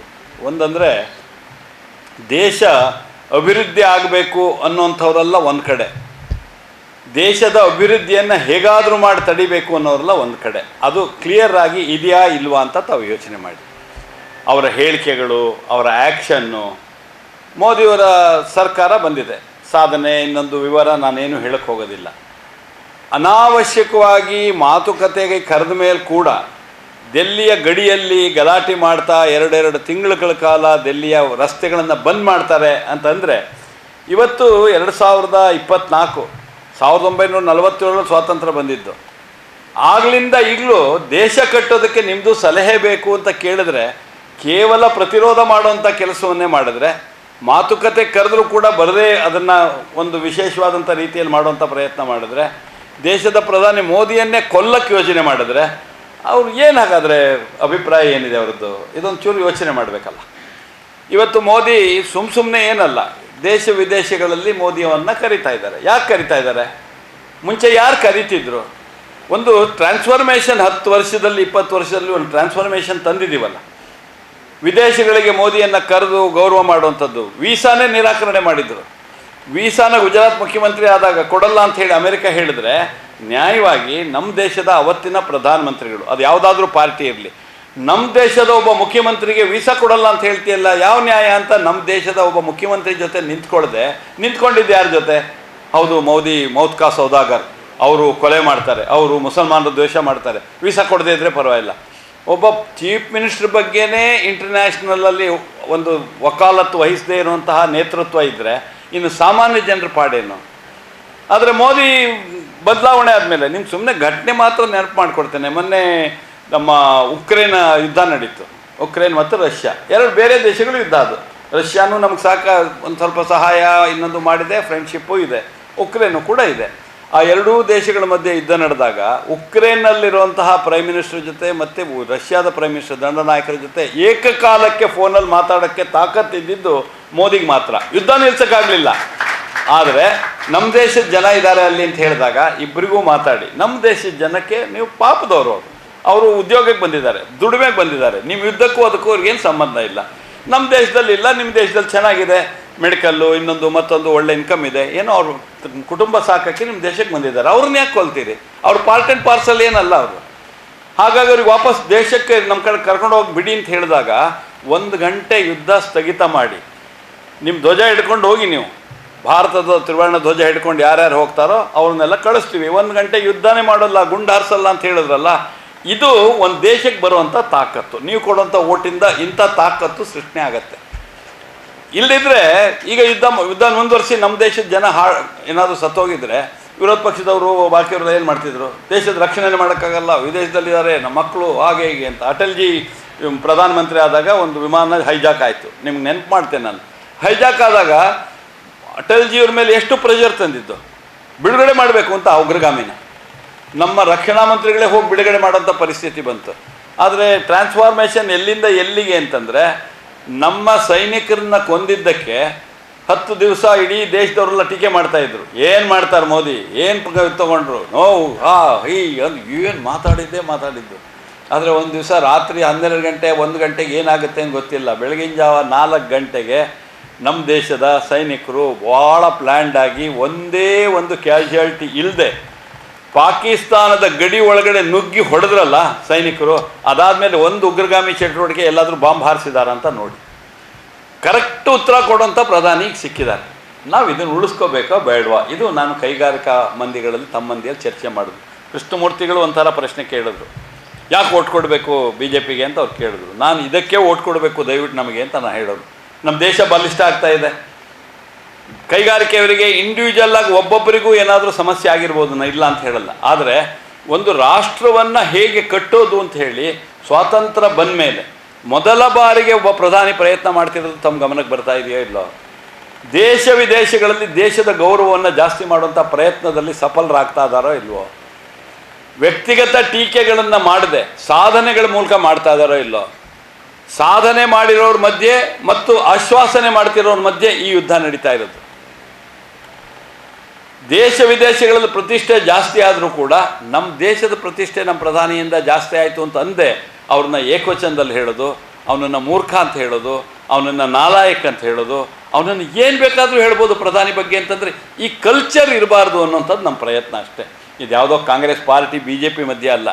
ನಮ್ಮ ದೇಶದ ಸನಾತನವಾದಂಥ ಪುರಾತನವಾದಂಥ ಒಂದು ಕಲ್ಚರ್ ಅಂತ ಹೇಳಿದ್ರೆ ಪ್ರಪಂಚದ ಎಲ್ಲರಿಗೂ ಆಶ್ವಾಸನೆ ಅಭಯವನ್ನು ಕೊಡುವಂಥ ದೇಶ ನಮ್ಮದು. ಯಾರು ಬಂದರೂ ಬನ್ನಿ ಇಲ್ಲಿಗೆ ಅಂತ ಕರೆಯುವಂಥ ದೇಶ, ವಸುದೈವ ಕುಟುಂಬಕ್ಕಂತ ಹೇಳುವಂಥ ದೇಶ. ಯಾರು ಬೇಕಾದರೂ ಬಂದು ಬದುಕ್ಬೋದು, ನಿನ್ನ ಧರ್ಮವನ್ನು ನಿನ್ನ ಮತವನ್ನು ಪಾಲನೆ ಮಾಡ್ಬೋದು ಅಂತ ಹೇಳುವಂಥ ದೇಶ. ಅದರಿಂದ ನಮಗೆ ಅನ್ಯಾಯ ಆಗಿದೆ. ಆದರೆ ಇವತ್ತಿನವರೆಗೆ ನಾವು ಅದನ್ನು ಬದಲು ಮಾಡ್ಕೊಂಡಿಲ್ಲ. ಉಳಿದವರೆಲ್ಲ ನಮ್ಮನ್ನು ಯೋಚನೆ ಮಾಡ್ತಾ ಇದ್ದಾರೆ. ಈಗ ಆ ಸಂದರ್ಭ ಏನು ಬಂದಿದೆ ಅಂತಂದರೆ ಇಡೀ ಪ್ರಪಂಚದಲ್ಲಿ ಏಕದೇವತಾ ಉಪಾಸನೆ ಇರಬೇಕಾ ಬಹುದೇವತಾ ಉಪಾಸನೆ ಇರಬೇಕಾ ಅನ್ನೋಂಥ ಪ್ರಶ್ನೆ ಬಂದು ಸೆಂಟ್ರ್ ಪಾಯಿಂಟಿಗೆ ನಿಂತಿದೆ. ಈಗ ಏಕದೇವತಾ ಉಪಾಸನೆ ಮಾಡಿದ್ರೆ ತಪ್ಪಿಲ್ಲ, ಒಂದೇ ದೇವರನ್ನು ಪೂಜೆ ಮಾಡಿ ಹೇಳೋಣ. ಆದರೆ ಏಕದೇವತಾ ಉಪಾಸನೆ ಮಾಡೋರೆಲ್ಲರೂ ಕೂಡ ಬಹುದೇವರನ್ನು ಪೂಜೆ ಮಾಡೋರು ಸರಿಯಲ್ಲ ಅಂತ ಹೇಳಿದ್ರೆ ಅದು ಇವತ್ತು ಪ್ರಶ್ನೆ ಇರುವಂಥದ್ದು. ಬಹುದೇವತಾ ಉಪಾಸನೆಯವರು ಏಕದೇವತಾ ಉಪಾಸನೆಯವರಿಗೆ ನೀವು ನಿಮ್ಮ ದೇವ್ರ ಪೂಜೆ ಮಾಡಬಾರ್ದು, ನಾವು ಹೇಳಿದ್ದೇ ಪೂಜೆ ಮಾಡಬೇಕು ಅಂತ ಹೇಳಿದ್ರೆ ಆಗ ಪ್ರಶ್ನೆ ಮಾಡಬೇಕು. ನಾವೆಲ್ಲರೂ ಒಟ್ಟಿಗೆ ಬದುಕೋಣ, ಒಟ್ಟಿಗೆ ಬಾಳೋಣ, ಸಬ್ಕಾ ವಿಕಾಸ್, ಸಬ್ಕಾ ಪ್ರಯಾಸ್, ಸಬ್ಕಾ ವಿಶ್ವಾಸ್ ಅಂತ ಹೇಳುವಂಥ 140 ಕೋಟಿ ಜನವನ್ನು ಪ್ರೀತಿ ಮಾಡುವಂಥ, ಯಾವುದೇ ಮತ ಪಂಥ ಪ್ರಾಂತ ಇದರ ಭಿನ್ನತೆ ಇಲ್ಲದೆ ಆಡಳಿತ ಮಾಡುವಂತಹ, ಮತ್ತು ಎಲ್ಲದಕ್ಕಿಂತ ಜಾಸ್ತಿ ಲಕ್ಷಾಂತರ ಕೋಟಿ ರೂಪಾಯಿ ವ್ಯವಹಾರದಲ್ಲಿ ಒಂದು ಸಣ್ಣ ಕಪ್ಪು ಚುಕ್ಕಿಯನ್ನು ತನ್ನ ಮೈ ಮೇಲೆ ಬರೆದೆ ದೇಶದ ದುಡ್ಡು ಅಂದರೆ ದೇಶದ ದುಡ್ಡು ಅಂತ ಪಾಲಿಸುವಂಥ ಇಂಥ ನಾಯಕ ಯಾವಾಗಲಾದರೂ ಸಿಗ್ತಾರಾ? ಇವ್ರು ನುಡಿಸ್ಕೋಬೇಕಾ ಬೇಡವಾ? ಇದು ಈ ಪ್ರಶ್ನೆ ಈ ಸಮಾಜದ ಮುಂದೆ ಇರೋದು. ನಾನು ಕೊನೆಯ ಒಂದು ಮಾತನ್ನು ಹೇಳ್ತೇನೆ. ಸಾಂಸ್ಕೃತಿಕವಾಗಿ ನಮ್ಮ ದೇಶ ಎಷ್ಟು ಚೆನ್ನಾಗಾಯಿತು. 500 ವರ್ಷ ಆಗಿತ್ತು ಹೋರಾಟ, ರಾಮ ಮಂದಿರ ನಿರ್ಮಾಣ ಆಯಿತು. ನಾವು ಕರೆದ್ವಿ, ಎಲ್ಲರಿಗೂ ಕರೆ ಕೊಟ್ವಿ. ಏನಂತ ಹೇಳಿ, ಕೊರೋನಾ ಸಂದರ್ಭದಲ್ಲಿ ಒಂದು ಕರೆ ಕೊಟ್ವಿ, ಕೊರೋನಾ ಹೋಗಬೇಕು ಅಂತಂದರೆ ದೇಶದ ಜನ ಎಲ್ಲ ಒಂದೇ ಸಮಯದಲ್ಲಿ ಜಾಗಟೆ ಬಾರಿಸಿದ್ರೆ ಕೊರೋನಾ ಹೋಗುತ್ತೆ ಅಂತ ಹೇಳಿದ್ವಿ. ಹಾಸ್ಯ ಮಾಡಿದ್ರು, ಜಾಗಟೆ ಬಾರಿಸಿದ್ರೆ ಕೊರೋನಾ ಹೋಗುತ್ತೆ ಅಂತ. ಜಾಗಟೆ ಬಾರಿಸಿದ್ರೆ ಕೊರೋನಾ ಹೋಗಲ್ಲ. ನಾವೆಲ್ಲರೂ ಮಾನಸಿಕವಾಗಿ ಒಂದಾಗಿ ಒಂದು ಕೆಲಸವನ್ನು ಮಾಡಿದ್ರೆ ಅದು ಕೊರೋನಾ ಹೋಗುತ್ತೆ ಅನ್ನುವಂಥ ನಂಬಿಕೆಯಿಂದ ಅದು ಮಾಡಿದ್ದು. ಆಗ ರಸ್ತೆಗೆ ಬಂದುಬಿಟ್ಟು ಕೊರೋನಾ ಇರೋಂಥ ಸಂದರ್ಭದಲ್ಲಿ ರಸ್ತೆಗೆ ಬಂದು ಎಲ್ಲರೂ ಒಟ್ಟೊಟ್ಟಿಗೆ ಸಂತೆ ಮಾಡಿ ಒಂದು ದೊಡ್ಡ ದೊಡ್ಡ ಕಾರ್ಯಕ್ರಮ ಮಾಡಿ ಧಾರ್ಮಿಕ ಕಾರ್ಯಕ್ರಮ ಮಾಡಿ ಅಂತ ಹೇಳಿದ್ರೆ ಆಗ್ತಿತ್ತಾ? ನಿಮ್ಮ ಮನೆ ಮುಂದೆ ನಿಂತ್ಕೊಂಡು ಜಾತ್ರೆ ಹೊಡೀರಿ ಹೋಗುತ್ತೆ ಅಂತ ಹೇಳಿದ್ವಿ. ದೇಶದ ಜನರ ಮನಸ್ಸನ್ನು ಒಗ್ಗೂಡಿಸಿದ್ವಿ. ಆ ಕಾರಣಕ್ಕೆ ಅವರು ಮಾಲೆ ಸೂಚನೆ ಕೊಟ್ವಿ, ಇನ್ನು 15 ದಿವಸ ಹೊರಗಡೆ ಬರಬೇಡಿ ಅಂಥೇಳಿ ಪಾಲನೆ ಮಾಡಿದ್ರು. ಸತ್ತೋದಾಗ ಅಕಸ್ಮಾತ್ ಸತ್ತೋದ್ರೆ, ಕೊರೋನಾದಿಂದ ಸತ್ತೋದ್ರೆ ನಿಮ್ಮ ತಾಯಿನೋ ತಂದೆನೋ ಏನಾದರೂ ಆಗಲಿ ಅವ್ರ ಅಂತ್ಯಕ್ರಿಯೆ ನೋಡೋಕ್ಕೆ ಹೋಗಬೇಡಿ, ಭಾಳ ಡೇಂಜರ್ ಇದೆ ಅಂತ ಹೇಳಿ ಪಾಲಿಸಿದ್ರು. ಈ ದೇಶದ ಜನ ಮಾನಸಿಕತೆಯನ್ನು ಸಿದ್ಧ ಮಾಡೋದ್ರಲ್ಲಿ ಮೋದಿ ಯಶಸ್ವಿ ಆದರು. ಅದಾದಮೇಲೆ ಇಡೀ ಪ್ರಪಂಚಕ್ಕೆ ಲಸಿಕೆಯನ್ನು ಫ್ರೀಯಾಗಿ ಕೊಟ್ಟರು. ಇದೆಲ್ಲ ಮಾಡಿದಂಥ ಮೋದಿ ಸಾಂಸ್ಕೃತಿಕವಾಗಿ ರಾಮ ಮಂದಿರ ನಿರ್ಮಾಣ ಮಾಡಿದಂಥ ಸಂದರ್ಭದಲ್ಲಿ ಒಂದು ಕರೆ ಕೊಟ್ಟರು. ಯಾವತ್ತು ರಾಮ ಮಂದಿರದ ಪ್ರತಿಷ್ಠಾಪನೆ ಆಗುತ್ತೋ ಅವತ್ತು ದಯವಿಟ್ಟು ಅಯೋಧ್ಯೆಗೆ ಬರಬೇಡಿ, ಎಲ್ಲರೂ ಅವ್ರ ಮನೆ ಗೃಹ ಪ್ರವೇಶ ಮಾಡಿದ್ರೆ ಬನ್ನಿ ಅಂತ ಹೇಳ್ತಾರೆ. ಮೋದಿ ಯೋಚನೆ ಮಾಡಿ ಎಲ್ಲರೂ ಬರಬೇಕಂತ ಹೇಳಿದ್ರೆ ದೇಶದಲ್ಲಿ ಲಕ್ಷಾಂತರ ಜನ ಹೋಗೋಕ್ಕೆ ತಯಾರಿದ್ರು. ಮೋದಿಯವರು ಹೇಳಿದ್ರು ಯಾರೂ ಬರಬೇಡಿ, ಅದಂತೂ ವಿಶೇಷವಾಗಿ BJP ಸಂಘದ ಕಾರ್ಯಕರ್ತರಿಗಂತೂ ನೀವು ಯಾರೂ ಬರ್ಕೂಡ್ದು, 2 ತಿಂಗಳು ಬಿಟ್ಟು ಬನ್ನಿ, ನಿಮ್ಮ ಊರುಗಳಲ್ಲಿ ಪೂಜೆ ಮಾಡಿ ಒಟ್ಟಿಗೆ ಸೇರಿ ಅಂತ ಹೇಳಿದ್ರು. ಮಾಡಿದ್ರೋ ಇಲ್ಲೋ? ಅದಾದಮೇಲೆ ಹೇಳಿದ್ರು 5 ದೀಪ ಹಚ್ಚಿಡಿ ಅಂತ ಹೇಳಿದ್ರು. ನಾನು ಹೇಳ್ತೇನೆ, ಯಾರ ಮನೇಲಿ ದೀಪ ಹಚ್ಚಲಿಲ್ಲ ಹೇಳಿ? ಇಡೀ ದೇಶದಲ್ಲಿ ಅದು ಕಾಂಗ್ರೆಸ್ಸು, JDS, ಕಮ್ಯುನಿಸ್ಟ್ರು, BJP, ಯಾವ ಪಾರ್ಟಿ ಪಕ್ಷ ಏನೂ ಅಲ್ಲ, ಬಡವರು ಶ್ರೀಮಂತರು ಎಲ್ಲರೂ ಕೂಡ, ಕೆಲವ್ರಿಗೆ ಹಚ್ಚಕ್ಕೆ ಇಷ್ಟ ಇಲ್ಲದೇ ಇದ್ದರೆ ಆ ಟೈಮ್ನಲ್ಲಿ ನಾವು ಹಚ್ಚಿದ್ದು ಅದಕ್ಕಲ್ಲ ಬೇರೆದಕ್ಕೆ ಅಂತಂದರು, ಸ್ವಲ್ಪ ಮುಂಚೆ ಹಚ್ಚಿಟ್ಟಿದ್ರು. ಇನ್ನು ಕೆಲವರು ನೋಡೋಕ್ಕೆ ಬಂದಿದ್ದೀನಿ ನಾನೇನು ಹಚ್ಚಲ್ಲ ಅಂತ ಕಿಟಕಿಯಿಂದ ನೋಡಿದ್ರು, ಅವ್ರ ಫೋಟೋನ ತೆಗೆದು ಹಾಕ್ಬಿಟ್ರು ಕೆಲವರು. ಒಟ್ಟಾರೆ ದೇಶದ ಜನ ಮಾನಸಿಕ ಒಂದು ಮಾಡುವಂಥ ಪ್ರಯತ್ನದಲ್ಲಿ ಈ ಪ್ರಧಾನಿ ಯಶಸ್ವಿ ಆಗಿದ್ದಾರೆ. ಕೆಲಸಗಳು ಬಹಳ ಬಾಕಿ ಉಳಿದಿದೆ. ಯಾವುದೋ ರಸ್ತೆ ಆಗಲಿಲ್ಲ ತೊಂದರೆ ಇಲ್ಲ, ಯಾವುದೋ ರೈಲ್ ಆಗಲಿಲ್ಲ ತೊಂದರೆ ಇಲ್ಲ, ಯಾವುದೋ ವಿಮಾನ ನಿಲ್ದಾಣ ಆಗಲಿಲ್ಲ ತೊಂದರೆ ಇಲ್ಲ. ಪಾಕಿಸ್ತಾನದ ವಿಮಾನ, ಚೈನಾದ ವಿಮಾನ ಬಂದು ಡೆಲ್ಲಿಲಿ ಇಳಿದೇ ಇರೋ ಹಾಗೆ ನೋಡ್ಕೊಂಡಿದ್ದಾರೋ ಇಲ್ಲ? ರಸ್ತೆ ಆಗಲಿಲ್ಲ, ಮಂಗಳೂರಿನಿಂದ ಯಾವುದೋ ರಿಪೇರಿ ಆಗ್ತಾ ಇದೆ, ಪರವಾಗಿಲ್ಲ. ಪಾಕಿಸ್ತಾನ ಮತ್ತು ಚೈನಾದ ಮಧ್ಯೆ ಇದ್ದಂಥ ರೋಡು ಅದು ಆಗದೇ ಇರೋ ಹಾಗೆ ಮಾಡಿದಾರೋ ಇಲ್ಲ? ಇದನ್ನು ಗಮನದಲ್ಲಿಟ್ಕೊಂಡು ಇದೊಂದು ರಾಷ್ಟ್ರದ ಚುನಾವಣೆ, ತಾವು ಓಟ್ ಕೊಡಬೇಕು. ದೀಪ ಹಚ್ಚಿದವರೆಲ್ಲ ಈ ಸತಿ BJPಗೆ ಓಟ್ ಕೊಡೋ ಹಾಗೆ ತಾವು ಮಾಡಬೇಕು. ಅದು ಯಾರು ಬೇಕಾದರೂ ದೀಪ ಹಚ್ಚಿರಿ, 5 ದೀಪ ಹಚ್ಚಿದವರಲ್ಲ, ದಯಮಾಡಿ ಓಟ್ ಕೊಡಿ ಅನ್ನೋಂಥ ವಿನಂತಿಯನ್ನು ನಾವು ಎಲ್ಲರ ಮುಂದೆ ಮಾಡ್ತಾ ಇದ್ದೇವೆ. ತಮ್ಮ ಹತ್ರನೂ ವಿನಂತಿ ಮಾಡ್ತೇನೆ. ನಾನು ಪ್ರಾರಂಭದಲ್ಲೇ ಹೇಳಿದೆ, ನೀವು ಈ ಪಾರ್ಟಿಯನ್ನು ಏನೋ ಹೊರಗಡೆ ಇರೋರು ಅತಿಥಿಗಳಾಗಿ ಬಂದಿದ್ದೀರಿ, ನನಗೇನು ಅನ್ನಿಸ್ತಿಲ್ಲ. ನಿಮ್ಮನ್ನೆಲ್ಲ ನೋಡಿದಾಗ ನೀವೆಲ್ಲರೂ ನಮ್ಮ ಪಾರ್ಟಿ ಬರಬೇಕು ಅಂತ ಬಯಸಿದವರು. ಆದರೆ ಕಾರ್ಯಕ್ಷೇತ್ರದಲ್ಲಿ ಸ್ವಲ್ಪ ವಿಶಾಲವಾಗಿ ಯೋಚನೆ ಮಾಡಿ, ಎಷ್ಟು ಸಮಯ ಇದೆಯೋ ಅಷ್ಟು, ಎಷ್ಟು ವ್ಯಾಪ್ತಿ ಇದೆಯೋ ಅಷ್ಟು ಒಬ್ಬರು ಒಂದು 10, 20, 50, 100 ಓಟನ್ನು ಕೊಡಿಸೇಬೇಕು ಅಂತ ಯೋಚನೆ ಮಾಡಿದ್ರೆ ನಾವು ಗೆಲ್ಲಕ್ಕೆ ಸಾಧ್ಯ. ಪ್ರವಾಹ ಇದೆ, ಗೆಲ್ಲೋದು ಅದು ಬೇರೆ. ಆದರೆ ಪ್ರಜಾಪ್ರಭುತ್ವದ ಮೌಲ್ಯಗಳು ಜಾಸ್ತಿ ಆಗಬೇಕು ಅಂತಂದರೆ ದಿನದಿಂದ ದಿನಕ್ಕೆ ಇದರಲ್ಲಿ ಭಾಗವಹಿಸಬೇಕೇ ಜಾಸ್ತಿ ಆಗಬೇಕು. ಆ ಹಿನ್ನೆಲೆಯಲ್ಲಿ ತಾವೆಲ್ಲರೂ ಈ ಚುನಾವಣೆಯಲ್ಲಿ ಭಾಗವಹಿಸ್ತಾ ನಮ್ಮ ಚೌಟಾ ಅವರನ್ನು ಗೆಲ್ಲಿಸಿ ಭಾರತದ ಪ್ರಧಾನಿ ಇಡೀ ಪ್ರಪಂಚಕ್ಕೆ ಮಾರ್ಗದರ್ಶನ ಮಾಡುವಂಥ ಸ್ಥಿತಿ ಇದೆ. 10 ವರ್ಷದಲ್ಲಿ ಏನು ಸಾಧನೆ ಆಗಿದೆಯೋ ಇನ್ನು 5 ವರ್ಷದಲ್ಲಿ 10 ವರ್ಷದಲ್ಲಿ ಆಗದೇ ಇರೋಷ್ಟು ಸಾಧನೆ ಮಾಡುವಂಥ ರೋಡ್ ಮ್ಯಾಪ್ ಮಾಡ್ಕೊಂಡಿದ್ದಾರೆ.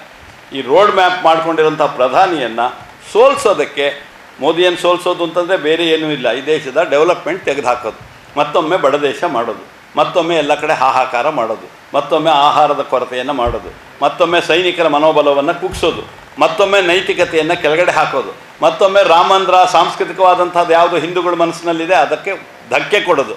ಇದನ್ನು ತಪ್ಪಿಸಬೇಕು ಅಂತಾದರೆ ಹೆಚ್ಚು 100% ಮತದಾನ ಮಾಡಿ ಮತ್ತು ದಯಮಾಡಿ ನಮ್ಮ ಕಮಲದ ಗುರುತಿಗೆ ಓಟ್ ಕೊಡಿ ಎನ್ನುವಂಥ ಸವಿನಯವಾದಂಥ ಪ್ರಾರ್ಥನೆಯೊಂದಿಗೆ ನನ್ನ ನಮಸ್ಕಾರ. ಆಗಿರುವುದು ಪ್ರಬಲ ವಿದೇಶಾಂಗ ನೀತಿ, ಬಲಿಷ್ಠ ರಕ್ಷಣಾ ನೀತಿ, ಸನಾತನ ಸಂಸ್ಕೃತಿಯ ಅನಾವರಣ, ಅಭಿವೃದ್ಧಿಯ ಹೊಸ ಸಖೆಯನ್ನೇ ನಿರ್ಮಾಣ ಮಾಡಿರುವಂತಹ ನರೇಂದ್ರ ಮೋದಿ ಅವರ ನಾಯಕತ್ವವನ್ನು ಇಡೀ ಭಾರತ ದೇಶದ ಜನರು ಅಪ್ಪಿದ್ದಾರೆ. ಇವರನ್ನ ಮತ್ತೊಮ್ಮೆ ಚುನಾಯಿಸುವಂಥದ್ದು ನಮ್ಮೆಲ್ಲರ ಆದ್ಯ ಕರ್ತವ್ಯವಾಗಿದೆ ಎನ್ನುವಂಥ ಮಾತನಾಡಿದಂತಹ ಭಾನುಪ್ರಕಾಶ್ ಜಿ ಅವರಿಗೆ ವಂದನೆಗಳು. ಸಮಾರಂಭದ ಇವತ್ತಿನ ಅಧ್ಯಕ್ಷತೆಯನ್ನ ವಹಿಸಿರ್ತಕ್ಕಂಥ ನಮ್ಮ ದಕ್ಷಿಣ ಕನ್ನಡ ಜಿಲ್ಲೆಯ ಅಧ್ಯಕ್ಷರಾಗಿರ್ತಕ್ಕಂಥ ಸತೀಶ್ ಕುಂಪಲ್ ಅವರು ಅಧ್ಯಕ್ಷತೆಯ ಮಾತನಾಡೋಕ್ಕೆ ವಿನಂತಿ ಮಾಡಿ. ಭಾರತ್ ಮಾತಾ ಕಿ ಭಾರತೀಯ ಜನತಾ ಪಾರ್ಟಿ ದಕ್ಷಿಣ ಕನ್ನಡ ಜಿಲ್ಲೆಯ ಕೈಗಾರಿಕಾ ಪ್ರಕೋಷ್ಠದ ಈ ಒಂದು ಸಭೆಯಲ್ಲಿರುವ ನಮ್ಮೆಲ್ಲರ ಆದರಣೀಯರು, ಒಂದು ರೀತಿಯಲ್ಲಿ ಸತೀಶ್ ಕರ್ಕೆರೆ ನಿಮ್ಮದು ಮತ್ತು ಎದುರು ಕೂತವರದು ನಮ್ಮದು ಸೌಭಾಗ್ಯ. ಭಾನುಪ್ರಕಾಶ್ ಜಿ ನಮ್ಮಲ್ಲಿ ಇವತ್ತು ಬೇರೆ ಕಾರ್ಯಕ್ರಮದ ನಿಮಿತ್ತ ಬಂದಿದ್ದರು. ಆವಾಗ ಈ ಕಾರ್ಯಕ್ರಮ ಜೋಡಣೆ ಆಗಿತ್ತು, ನೀವು ಒಂದು ಸಲ ಜೋಡಿಸ್ಕೊಳ್ಬೇಕು ಅಂತ ಹೇಳಿದೆ. ಅವರು ಬಂದದ್ದೇ ನಮ್ಮ ಸೌಭಾಗ್ಯ. ಇಡೀ ಕ್ಲಸ್ಟರ್ನ ಎಲ್ಲ ನಮ್ಮ ಚಟುವಟಿಕೆಗಳನ್ನು ಎಲ್ಲ ಅತ್ಯಂತ ಯಶಸ್ವಿಯಾಗಿ ನಿರ್ವಹಣೆ ಮಾಡುವ ನಿಟ್ಟಿನಲ್ಲಿ ನಮಗೆಲ್ಲ ಮಾರ್ಗದರ್ಶನ ಮಾಡ್ತಿರುವಂಥ ನಮ್ಮೆಲ್ಲರ ಆದರಣೀಯ ಭಾನುಪ್ರಕಾಶ್ ಜಿ, ಅದೇ ರೀತಿ ಶಿಕಾರಿಪುರ ಕೃಷ್ಣಮೂರ್ತಿ ಅವರು,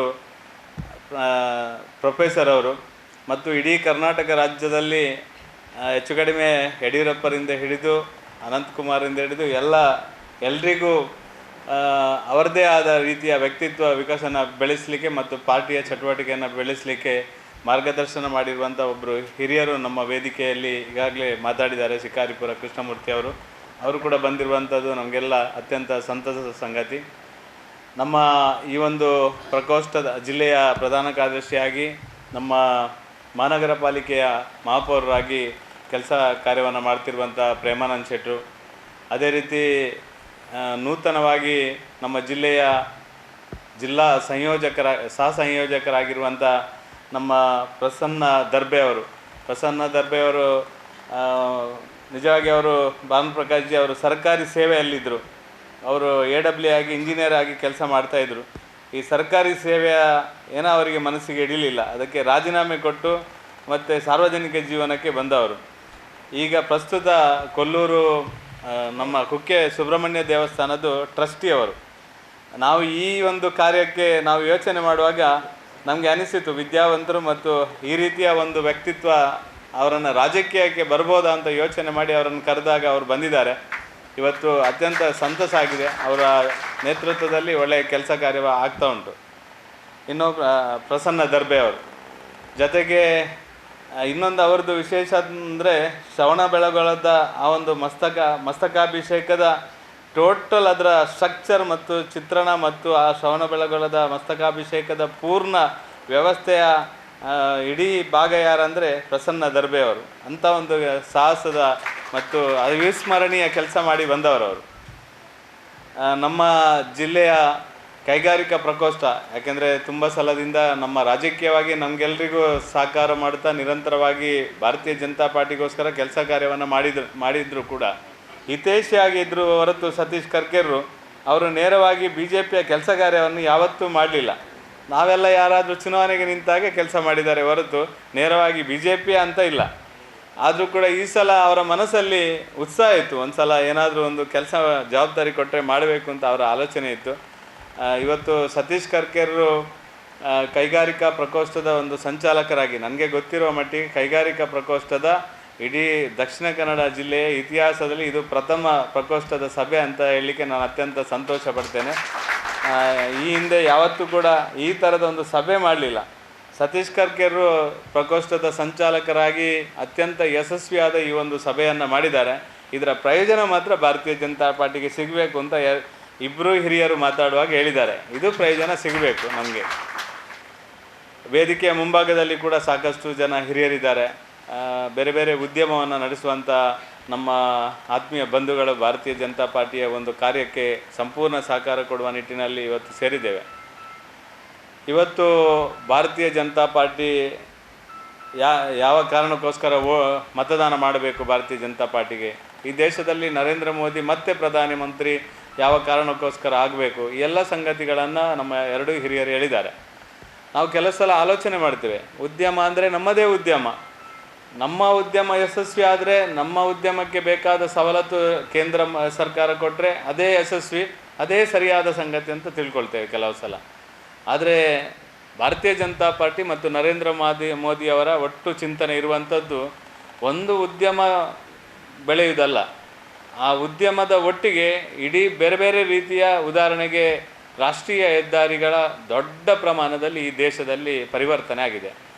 ಹಿಂದೆ ಯೋಚನೆ ಮಾಡಿ, ನಾನು ಅನೇಕ ಮೀಟಿಂಗಲ್ಲಿ ಹೇಳಿದ್ದೇನೆ, ನಮ್ಮ ಪಾನೆಮಂಗಳೂರಿನ ಸೇತುವೆ, ಪಾನೆಮಂಗಳೂರಿನ ಒಂದು ಸಣ್ಣ ಸೇತುವೆ ಬ್ರಿಡ್ಜ್ ಮಾಡಲಿಕ್ಕೆ ಕಾಂಗ್ರೆಸ್ ಸರ್ಕಾರದ ಇದ್ದಾಗ ಅದಕ್ಕೆ 13 ವರ್ಷ ತಗಲಿದೆ. 13 ವರ್ಷ ಒಂದು ಬ್ರಿಡ್ಜ್ ಮಾಡಲಿಕ್ಕೆ 13 ವರ್ಷ ಆಗಿದೆ.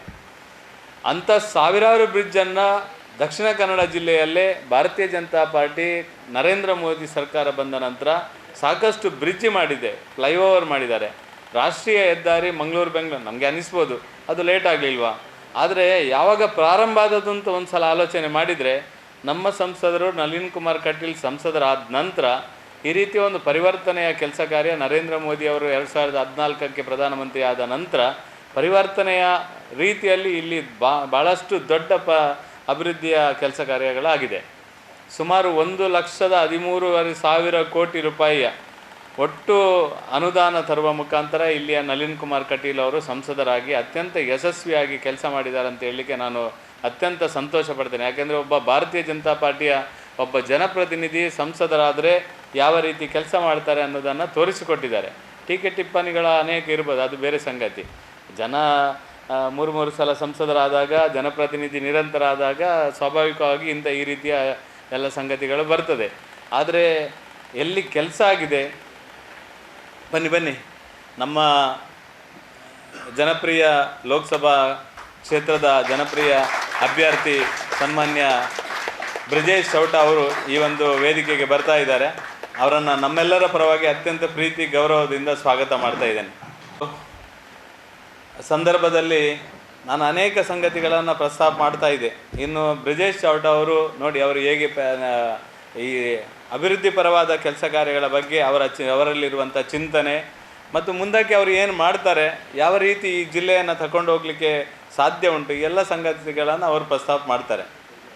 ಒಟ್ಟು ನಮ್ಮ ಜಿಲ್ಲೆ ಮತ್ತು ನಮ್ಮ ರಾಷ್ಟ್ರ, ನಮ್ಮ ಒಟ್ಟು ರಾಜಕೀಯ ವ್ಯವಸ್ಥೆ ಈ ಸಂದರ್ಭದಲ್ಲಿ ಇವತ್ತು ನಡೆಯುವಂಥ, ನಾಡಿದ್ದು 26ನೇ ತಾರೀಕು ನಡೆಯುವಂಥ ಒಂದು ಚುನಾವಣೆ ದೇಶದ ಇತಿಹಾಸದಲ್ಲಿ ಒಂದು ಮಹತ್ವದ ಘಟ್ಟವನ್ನು ತಲುಪುವಂಥ ಒಂದು ಚುನಾವಣೆ.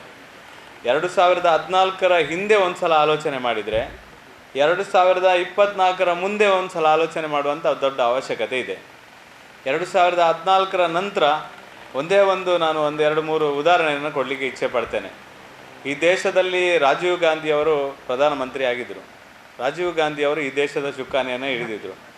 ರಾಜೀವ್ ಗಾಂಧಿಯವರೇ ನೇರವಾಗಿ ಕಾಂಗ್ರೆಸ್ನ ಲೀಡರ್ ಅವರೇ ಹೇಳಿರುವಂಥ ಸಂಗತಿ ಏನಂದರೆ, 100 ರೂಪಾಯಿ ಕೊಟ್ಟರೆ ಅದರಲ್ಲಿ 15 ರೂಪಾಯಿ ಮಾತ್ರ ಗ್ರಾಮ ಪಂಚಾಯತಿಗೆ ಮುಟ್ತದೆ ಎನ್ನುವ ಒಂದು ದೊಡ್ಡ ಹೇಳಿಕೆಯನ್ನು ರಾಜೀವ್ ಗಾಂಧಿ ಕೊಟ್ಟಿದ್ದರು. ನರೇಂದ್ರ ಮೋದಿ ಪ್ರಧಾನಮಂತ್ರಿ ಆಗುವುದಕ್ಕೆ ಮುಂಚೆ ಈ ದೇಶದಲ್ಲಿ ಗ್ರಾಮ ಪಂಚಾಯತಿಗೆ ಕೊಡುವ ಒಂದೊಂದು ಪೈಸೆ ಕೂಡ ನಾನು ಯಾವುದೇ ಭ್ರಷ್ಟಾಚಾರ ರಹಿತವಾಗಿ ಗ್ರಾಮ ಪಂಚಾಯತಿಗೆ ಮುಟ್ಟಿಸ್ತೇನೆ ಅಂತ ಅವರು ವಾಗ್ದಾನ ಮಾಡಿದರು. ಇಷ್ಟೇ ವ್ಯತ್ಯಾಸ ಇರುವಂಥದ್ದು. ನರೇಂದ್ರ ಮೋದಿ ಆ ಥರ ಒಂದು ಹೇಳಿಕೆ ಕೊಡುವಂಥ ಸಂದರ್ಭದಲ್ಲಿ ಎಲ್ಲರೂ ಆಲೋಚನೆ ಮಾಡಲಿಕ್ಕೆ ಸ್ಟಾರ್ಟ್ ಮಾಡಿದರು, ಅದು ಹೇಗೆ ಕೊಡಲಿಕ್ಕೆ ಸಾಧ್ಯ ಆಗ್ತದೆ. ಈ ದೇಶದಲ್ಲಿ ಒಂದೇ ₹1 ಭ್ರಷ್ಟಾಚಾರ ಇಲ್ಲದೆ ನೇರವಾಗಿ ಗ್ರಾಮ ಪಂಚಾಯತಿಗಳಿಗೆ ಇವತ್ತು 1 ಸೆಕೆಂಡಲ್ಲಿ ಕೋಟಿಗಟ್ಟಲೆ ಹಣವನ್ನು ಗ್ರಾಮ ಪಂಚಾಯತಿಗೆ ಟ್ರಾನ್ಸ್ಫರ್ ಮಾಡುವಂಥ ಡಿಜಿಟಲ್ ಇಂಡಿಯಾ ಎನ್ನುವ ಹೊಸ ಕಲ್ಪನೆಯನ್ನು ಕೊಟ್ಟವರು ನರೇಂದ್ರ ಮೋದಿ ಅವರು. ಇವತ್ತು ಜನ್ಧನ್ ಯೋಜನೆ ಇರ್ಬೋದು, ಕಿಸಾನ್ ಸಮ್ಮಾನ್ ಯೋಜನೆ ಇರ್ಬೋದು, ದೇಶದ ಬೇರೆ ಬೇರೆ ಯೋಜನೆ ಇರ್ಬೋದು. ಒಂದೇ ₹1 ಭ್ರಷ್ಟಾಚಾರ ರಹಿತವಾಗಿ ಈ ದೇಶದಲ್ಲಿ ಜನಸಾಮಾನ್ಯರಿಗೆ ಮುಟ್ಟಿಸುವಂಥ ಕೆಲಸವನ್ನು ನರೇಂದ್ರ ಮೋದಿ ಸರ್ಕಾರ ಮಾಡಿದೆ. ಈ ರೀತಿ ಅನೇಕ ಕೆಲಸ ಕಾರ್ಯ ಇವಾಗ ಅವರು ಹೇಳಿದರು, ಸ್ಕಿಲ್ ಇಂಡಿಯಾ ಅಥವಾ ಮುದ್ರಾ ಯೋಜನೆ ಮುಖಾಂತರ ಹಿಂದೆ ಇದ್ದಂಥದಕ್ಕಿಂತ ಇವತ್ತು ಪರಿವರ್ತನೆ ಆಗಿದೆ. ನನಗೆ ನೆನಪಿರುವ ಪ್ರಕಾರ 2014, 2016 ಆಗಿರ್ಬೋದು, ಟೌನ್ ಹಾಲಲ್ಲಿ ಒಂದು ಕಾರ್ಯಕ್ರಮ ಮಾಡುವಾಗ ಆ ದಿವಸ ಜನ್ಧನ್ ಖಾತೆಯನ್ನು ಪ್ರಾರಂಭ ಮಾಡಲಿಕ್ಕೆ ಒಂದು ದೊಡ್ಡ ಆಂದೋಲನ ಆಯಿತು ಇಡೀ ದೇಶದಲ್ಲಿ. ಆ ಸಂದರ್ಭದಲ್ಲಿ ಟೌನ್ ಹಾಲಲ್ಲಿ ಲೈವ್ ಆಗಿ ನರೇಂದ್ರ ಮೋದಿ ಅವರು ಭಾಷಣ ಮಾಡ್ತಾಯಿದ್ರು. ಅದಕ್ಕೆ ಮುಂಚೆ ಪತ್ರಕರ್ತರು ತುಂಬ ಸಲ ಕೇಳಿದರು, ಜನ್ಧನ್ ಯೋಜನೆಯನ್ನು ಹಿಂದೆ ಯಾವತ್ತೋ ಖಾತೆ ತೆರೆಯುವಂಥದ್ದನ್ನು ಇಂದಿರಾ ಗಾಂಧಿ ಕಾಲದಲ್ಲಿ ಮಾಡಿದ್ದಾರೆ ಅಂತ.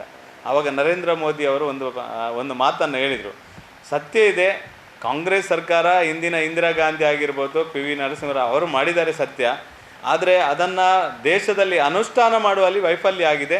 ಅದು ಇಷ್ಟು ಕೋಟಿ ಜನ ಇರುವಾಗ ಕೇವಲ ಲಕ್ಷಗಟ್ಟಲೆಯಲ್ಲಿ ಮಾತ್ರ ನೊಂದ ಈ ದೇಶದಲ್ಲಿ ಖಾತೆ ಇದೆ, ಜನಸಾಮಾನ್ಯರ ಖಾತೆ ಇದೆ. ಅದನ್ನು ಹೆಚ್ಚು ಮಾಡುವ ನಿಟ್ಟಿನಲ್ಲಿ ಈ ರೀತಿಯ ಒಂದು ಕೆಲಸ ಕಾರ್ಯ ಮಾಡಲಿಕ್ಕೆ ಪ್ರಯತ್ನ ಮಾಡಿದ್ದಾನೆ ಅಂತ ಹೇಳಿದ್ದಾರೆ.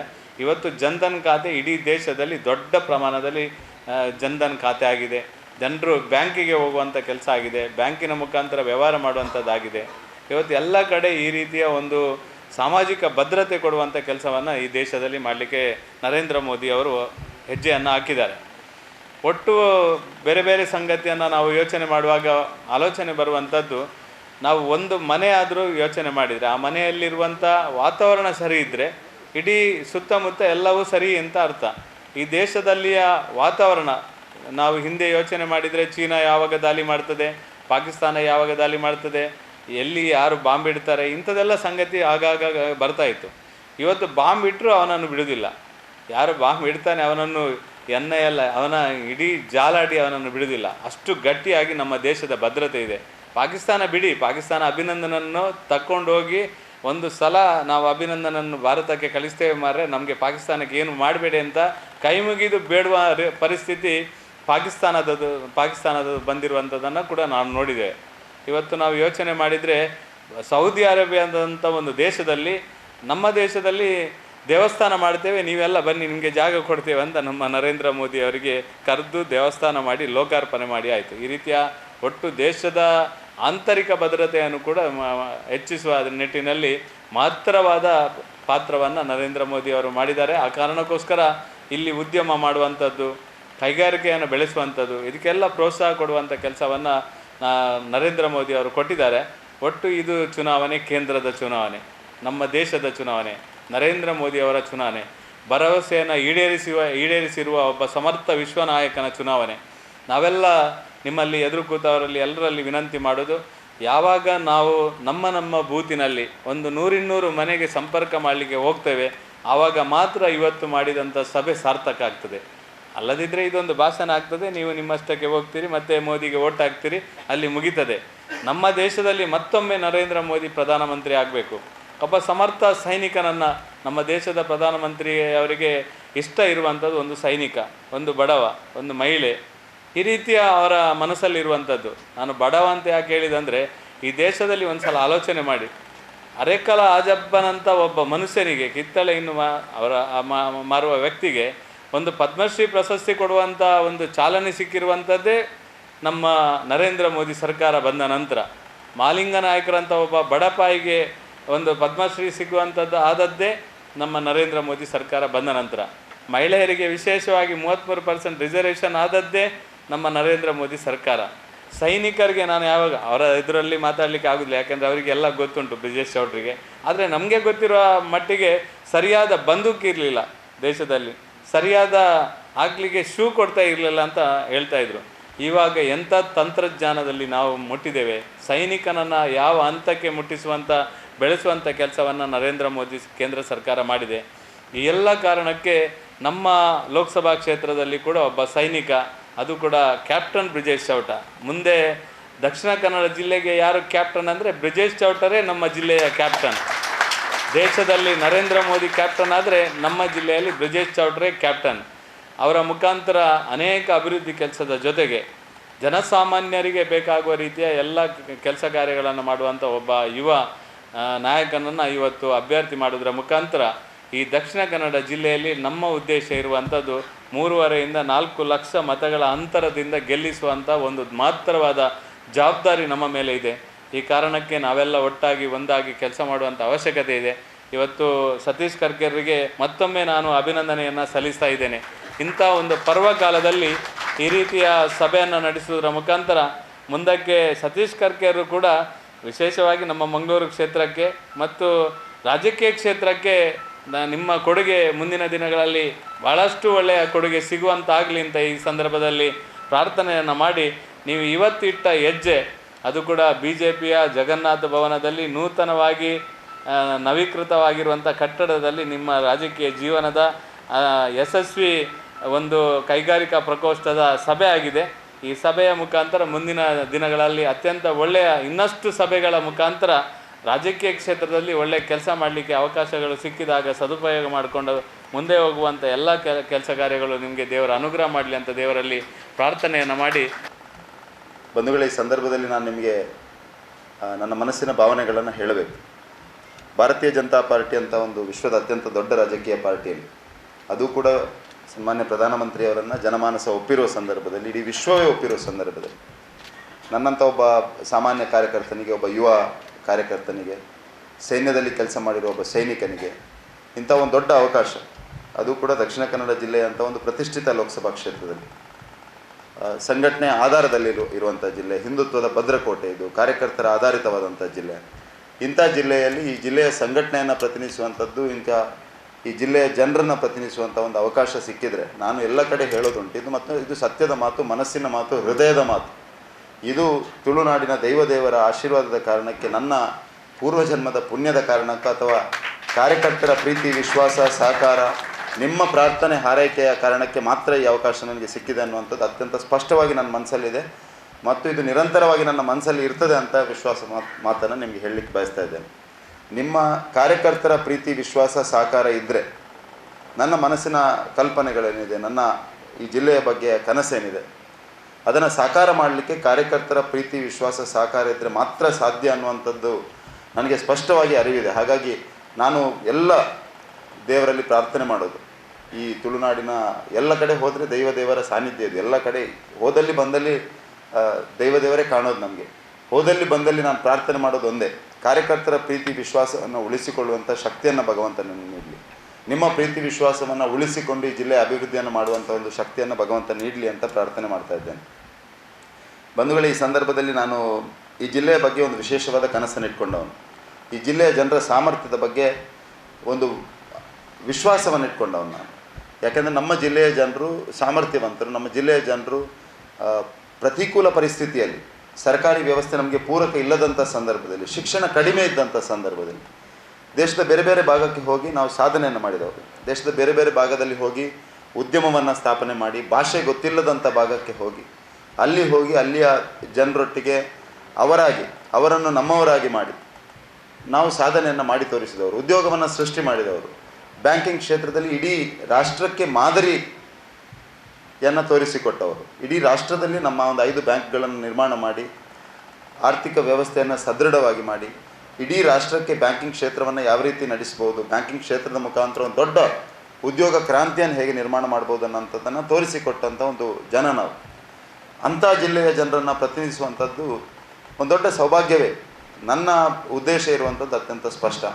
ಈ ಜಿಲ್ಲೆಯ ಜನರನ್ನು, ಈ ಜಿಲ್ಲೆಯ ಜನರ ಸಾಮರ್ಥ್ಯವನ್ನು, ಈ ಜಿಲ್ಲೆಯ ಜನರ ಸ್ಕಿಲ್ ಮತ್ತು ಟ್ಯಾಲೆಂಟ್ ಏನಿದೆ ಅದನ್ನು ರಾಷ್ಟ್ರ ನಿರ್ಮಾಣದ ಕಾರ್ಯದಲ್ಲಿ ತೊಡಗಿಸ್ಕೊಳ್ಬೇಕು ಅನ್ನುವಂಥದ್ದು ನನ್ನ ಒಂದು ದೊಡ್ಡ ಕನಸು. ಯಾಕೆಂದರೆ ದೇವರು ಎಲ್ರಿಗೂ ಎಲ್ಲವನ್ನು ಕೊಟ್ಟಿರೋದಿಲ್ಲ.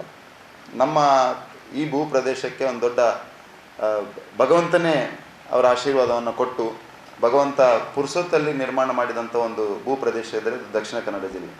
ಒಂದು ವಿಶೇಷವಾದ ಭೂಪ್ರದೇಶ. ನಮ್ಮ ಹಿರಿಯರು ನಮಗೆ ಬಳುವಳಿಯಾಗಿ ಒಂದು ಸಾಂಸ್ಕೃತಿಕ ಹಿರಿಮೆಯನ್ನು ಕೊಟ್ಟಿದ್ದಾರೆ. ಸಾಂಸ್ಕೃತಿಕವಾಗಿ ಬರೀ ಗಟ್ಟಿ ಇರುವಂಥ ಒಂದು ಸಾಂಸ್ಕೃತಿಕವಾಗಿ ಅಂಥ ಒಂದು ಗಟ್ಟಿಯಾದ ನೆಲೆಗಟ್ಟಿರುವಂಥ ಒಂದು ಜನಜೀವನ ಇದ್ದರೆ ಅದು ದಕ್ಷಿಣ ಕನ್ನಡ ಜಿಲ್ಲೆ.